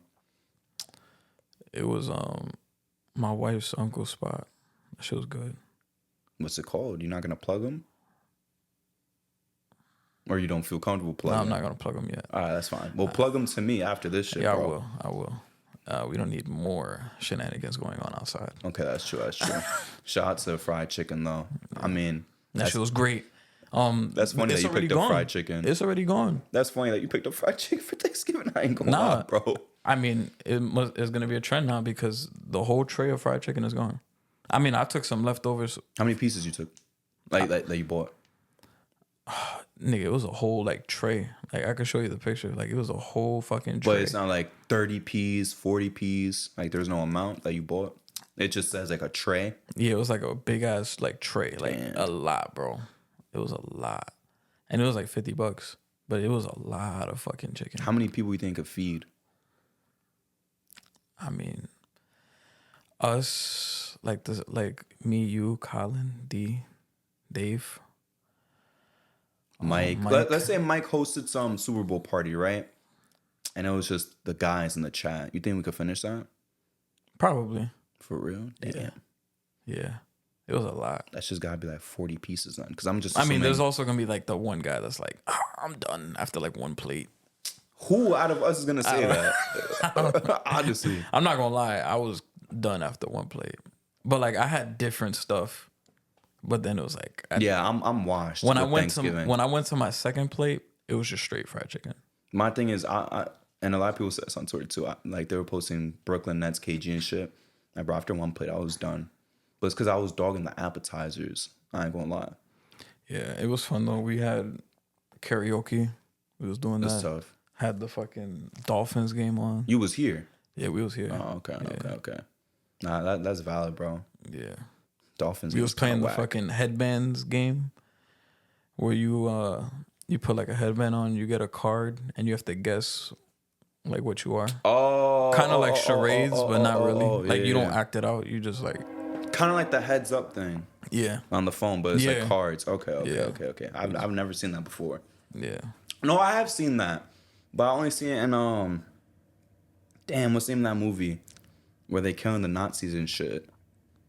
It's Tarantino. Fuck. Inglourious Basterds. Yeah. They do that. They do that when they're in the bar. Remember when they pretend to be German? Yeah, they play that game. I never seen that shit in real life though. That's tough though. Yeah. Yeah, my favorite part, it was the Lions game. Primarily number one, which you're about to get into. And definitely it's between my aunt's taco dip and I'm going to say me because I helped too. Me and my girl's buffalo chicken dip. And the mac and cheese is busting too. But I'm telling you, bro, I was just killing the appetizers and I was tired as hell. Bro, yeah. I remember after my first plate, I was like, yo, I got the itis, bro. Yeah. I was like, holy shit. My thing, my problem was I had the two dips. I was eating the charcuterie board and shit. What else was there? There was one other thing there too. The charcuterie board and these like Italian kebabs. It was like mozzarella cheese, pepperoni, and one other thing on it too. It wasn't prosciutto, it was something different. That shit banged. But yeah, the Lions game was definitely the highlight, bro. Yeah. Fuck Caleb Williams. Fuck Caleb Williams. Fuck they coach. And you know what? Fuck Rob and fuck Alexis too, bro. They probably Bears fans. Fuck all four of them, Shout bro. out David Montgomery not folding because I needed him in fantasy, bro. Shout out Monty. It's almost fantasy playoffs. I needed every point. He gave me 15 points. I needed that. Shout out Monty. Shout out Gibbs. Shout out Laporta. Shout out Goff. Brock Bowers. That nigga gave me 30 fantasy points yesterday. Fuck him, bro. I'm just worried about my team. I'd watch for the love of the game, not for no fantasy. For the love of my team. And you know what? Fuck Jason Love's brother, too. Trying to talk about that they ready to play us again. Nigga, we just whooped down y'all stadium. You guys play them Thursday night, right? Yeah, we just whooped down y'all stadium. That's going to be a good game. We just whooped down y'all stadium, bro. We're not worried about you. Jared Goff has been snatching the Packers' chains since he got his whole career, too, honestly. He's a demon. He dominates the Packers. So, regular old shit that's going to happen again. I will not be speaking on the Lions again until the postseason. Even though you'd be rooting against us. Yeah. It's crazy. It's gotten this far that, like, if you guys match up with Philly, I might be rooting for Philly. Why would you do that? Which is crazy. Why would you root for Philly? I can't see I am praying on the Lions stuff. But why? Hold on. That's crazy. That's corny as hell. So you rather root for Saquon, who left y'all, to a division rival, than see a team that hasn't even gotten to the Super Bowl yet win the Super Bowl? Yeah. That's crazy cuckoldry. I would not. If Aaron Judge went to the Red Sox, I would never be like, I'd rather see the Red Sox win than the fucking Angels or some shit like I that. don't know if there's any scenario where I would be voting for the fucking Lions. That's crazy. I don't know, bro. Maybe You rather Philly and the Cowboys win than the Lions? Are you serious right now? You're just trying to spite me at this point. Yeah. Which is crazy. Yeah. I don't think I'm voting for the Lions. There's a team that built their team the right way. I won't vote They for the have no Lions again issues. until this whole phase is over. What phase? This whole Jared Goff phase. It's not going away. It's not going away, bro. Maybe once he gets traded, then I don't know, or he retires. He's not gonna get traded. He's gonna retire a Lion, bro, with a Super Bowl ring. And he's gonna be flashing like this to you when he comes to sit with me. He's not even gonna he's gonna go like this to you. Niggas want to call him a budget Matt Ryan and shit like that. Like Matt Ryan not an MVP. Like Matt Ryan ain't go. Not saying you, but people want to say that. Fuck out of here. And you know what? You saying that is gonna make this victory so much sweeter when it happens. I just hope we don't see the Chiefs though. Shit, when they play Philly, I'm gonna be like, huh? Like the Jalen Hurts shit. That's crazy cuckoldry, bro. That might be worse cuckoldry than what me, D, and Dave saw at Barcode. That might be worse. That might be worse. I ain't gonna lie. That might be worse. I don't even know if I told this story on this. Not on here. But D told me this story. I might as well. I mean, there's nothing inappropriate. Yeah. So, because we already accused it just of being worse. There was literally there's an instance where me, Dequan, and Dave hung out late at night, and we're just chilling at this bar. And we're just drinking whatever at the bar, as we always do. We're just staying at the bar, just ordering mad drinks and shit. And then there's this like couple next to us and their friend who's a girl. And the couple is making out, they're dancing, whatever. We don't care. We don't give a fuck. We're worried about ourselves. We see one tall guy. That's all how I'm gonna describe him. We saw one tall guy come up to her while the boyfriend's in the bathroom, dances with her, takes her number, he walks away, whatever. So we're like, it's none of our business. We're not gonna say nothing, whatever. Next guy comes while the boyfriend's there. Tall, low-key built, pause. And we're gonna leave it at that as well. In the boyfriend's face, dances with the girl, makes out with the girl. Dequan already looks shocked. Picks up the girl, puts her on her back next to us, like almost knocking down our cups and shit. Next to us, laying down on the counter, making out with her, and the boyfriend just looks tight and walks out. Mind you, Dequan's going like this. Shocked as hell. I looked at D and I was just going like this. And he was shocked the whole time. I literally just turned and I went like this. And they're literally to our right. And then he just took her number, whatever. And we don't even know what happened to them. Because after that, we were just like shocked. We're like, what the fuck just happened? We were frozen. And some other girl over there that wasn't even friends with them saw Dequan and started laughing. Because they were like, yo, no way this just fucking happened, bro. But what you doing right now is worse than that. Would you have done the iguodala to that guy? What do you mean? He was like, nah, because that's not my problem, bro. That is not my problem. oh man, nah, I remember when Dequan told me that story. He was like, what the fuck? Bro, I was crying, bro. I was crying, bro. I could not stop talking about it on the ride home. I was like, nah, this is ridiculous. Yeah. I will never see some shit like that ever again. But what you're doing is worse. Rooting for the Eagles. That's crazy. The downfalls I've preyed on have probably ruined a lot of relationships. I've preyed on the Mets downfall. I preyed on the Jets downfall. Shit, I preyed on the Cavs downfall. I don't know why. You be picking some random ones. The Lions, the Cavs. Like, come on, bro. Who else have I preyed on? Well, the Nets, I'm praying on their downfall. Like, it's just a lot. You didn't say Philly. Which Philly? Sixers. Oh, yeah. I'm praying on their downfall as well. Oh, yeah. I got a Bleacher Report. They said they are actually, they may trade their first round pick, Philly. This year? Yeah. Yeah. They're stupid. Just to salvage their team. They might actually be able to get some shit with how bad they are right now. They probably could get some shit. I'm gonna be real with you. The only teams that I really pray for their downfall is the Red Sox, the Mets, Celtics, Sixers, sometimes the Heat, and then I would say the Ravens and the Packers. And that's it. The Ravens and the Packers. Yeah. I don't really care about. I prey on the Mets' downfall way more than the Red Sox. That's kind of crazy. It's crazy. But that's just because Mike, Not even that, because and Rob. there can only be one king. Honestly, that's part of the reason why I don't fucking like Rob too. So, bro, I'm sorry. Sorry to Mike and association, because I know Mike loves his Mets, whatever. I hope the Mets are terrible for the rest of our lives. I hope Rob never lives to see a championship for the Mets. I promise you. Rob don't deserve that luxury. My thing is, like, as a New York sports fan, like, almost every sport has two teams. So, like, I feel like there can only be one king. So, fuck the other team, honestly. I still think Boston's number one priority, bro. All Boston sports always gonna be number one priority, except the Patriots, because they bad. And they're in the other, they're in the other conference too. I never really had beef with the Patriots. One, because we beat them niggas twice, so we own them. And two, they're in the other conference. Like, I don't got to deal with them. If you're a Jets fan, yeah, you hate the Patriots, but I don't. I'm not even worried about the Jets either. You can't say you hate the Jets more than the Eagles or the Cowboys. I don't hate the Jets. I more so prey on their downfall. But more than Philly and the Cowboys. I just don't want to see them happy. But more than Philly and the Cowboys. No, I hate Philly and the Cowboys. Nigga, that's hypocritical. You just said there's one king. That's why you hate the Mets more than the Red Sox. And now you're saying, nah, I hate the Eagles and Cowboys more than the Jets. There's two football teams.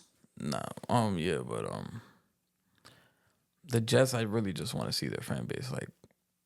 Like the Jets themselves, I don't really have no problem. It's just like, all right, guys, come on. You guys aren't that shit. Cowboys, I hate them. Eagles, man, I really don't want to see the Eagles win. But it's like if Chiefs and Eagles play in the Super Bowl, I will be voting for the fucking Chiefs. I'll be voting for the Chiefs. I will be voting so hard for the Chiefs. Pause. If the Ravens and Eagles were in a all-bird Super Bowl, I'll probably root for the Eagles. Wow, Eagles. I'm voting for the Ravens. Nah, I'm going for the Eagles, bro. I would love to see a Bills-Lions Super Bowl. That's my dream. I would love that. That's my dream Super Bowl. Because I could be a healthy guy and vote for my guy Josh. Well, I like Josh Allen, so I won't feel too bad if we lose. No, I hope you feel bad if you lose. I mean, I'll be sad, but I'll be like, at least it's Josh Allen. Now, if it was to Pat Mahomes or Lamar, I'll be tight. Even if it was to Joe Burrow, I'll be tight. But to Josh Allen, I'll be like, at least he did it. Yeah. I don't know if there's any other team in the NFC that will have me root for the Lions. Yeah, I'm not gonna lie, that's kind of crazy. Yeah. You just doing if I wasn't a Lions fan, you'd be like, oh, of course I'd rather have the Lions smoke the Cowboys and the Eagles. Yeah. That's crazy. I'm literally just doing it. That's crazy. I ain't gonna lie. Walk us out of here, bro. I hope you do the same with the Giants, because that's the thing. I'm not worried about y'all. That's a funny thing. I wanted Daniel Jones to work out, and now he's gone. So the only thing that I'm praying for that he doesn't even have to do with you guys losing. I just want Daniel Jones to flourish somewhere else to prove that y'all fucked up. But when it gets to that point, I wouldn't be mad if you stayed on your side and vote against just root for every other team. I don't care about you guys. It could be a possibility. We have Shador and Neighbors, and it's the new dynasty. If y'all have Shador, I'm gonna root against y'all. I'm gonna be hate watching Shador, like how I be hate watching Caleb. I'm gonna be concerned parent watching Shador. No, I'm gonna be hate watching. I'm gonna Shador. be like, because he don't deserve to be the number one pick, and we know you guys are gonna be the number one pick. He is not better than Travis Hunter. Hell no. That's my point. Hell no. So he doesn't deserve to be number one. Him with New York media, I'm gonna be eating good 4-course meal. I want Cam Ward, but that's a different story. Cam Ward is better than him too. He is. Cam Ward is better than him. I want Cam Ward, but yeah, guys, if you guys are listening on audio, please give us 5 stars. Please like. If you guys are watching on YouTube, please like. Please subscribe. Follow us on TikTok at the J&J Podcast. We appreciate you guys. All the numbers is going up. I remember the point in time when TikTok clips used to get like 200 views, and now they're going up. Like I don't remember a day where we post a TikTok clip and it only gets 200 views. So shout out to y'all, bro. Yeah, and also disrespect the guys, you gonna meet the guys. Peace.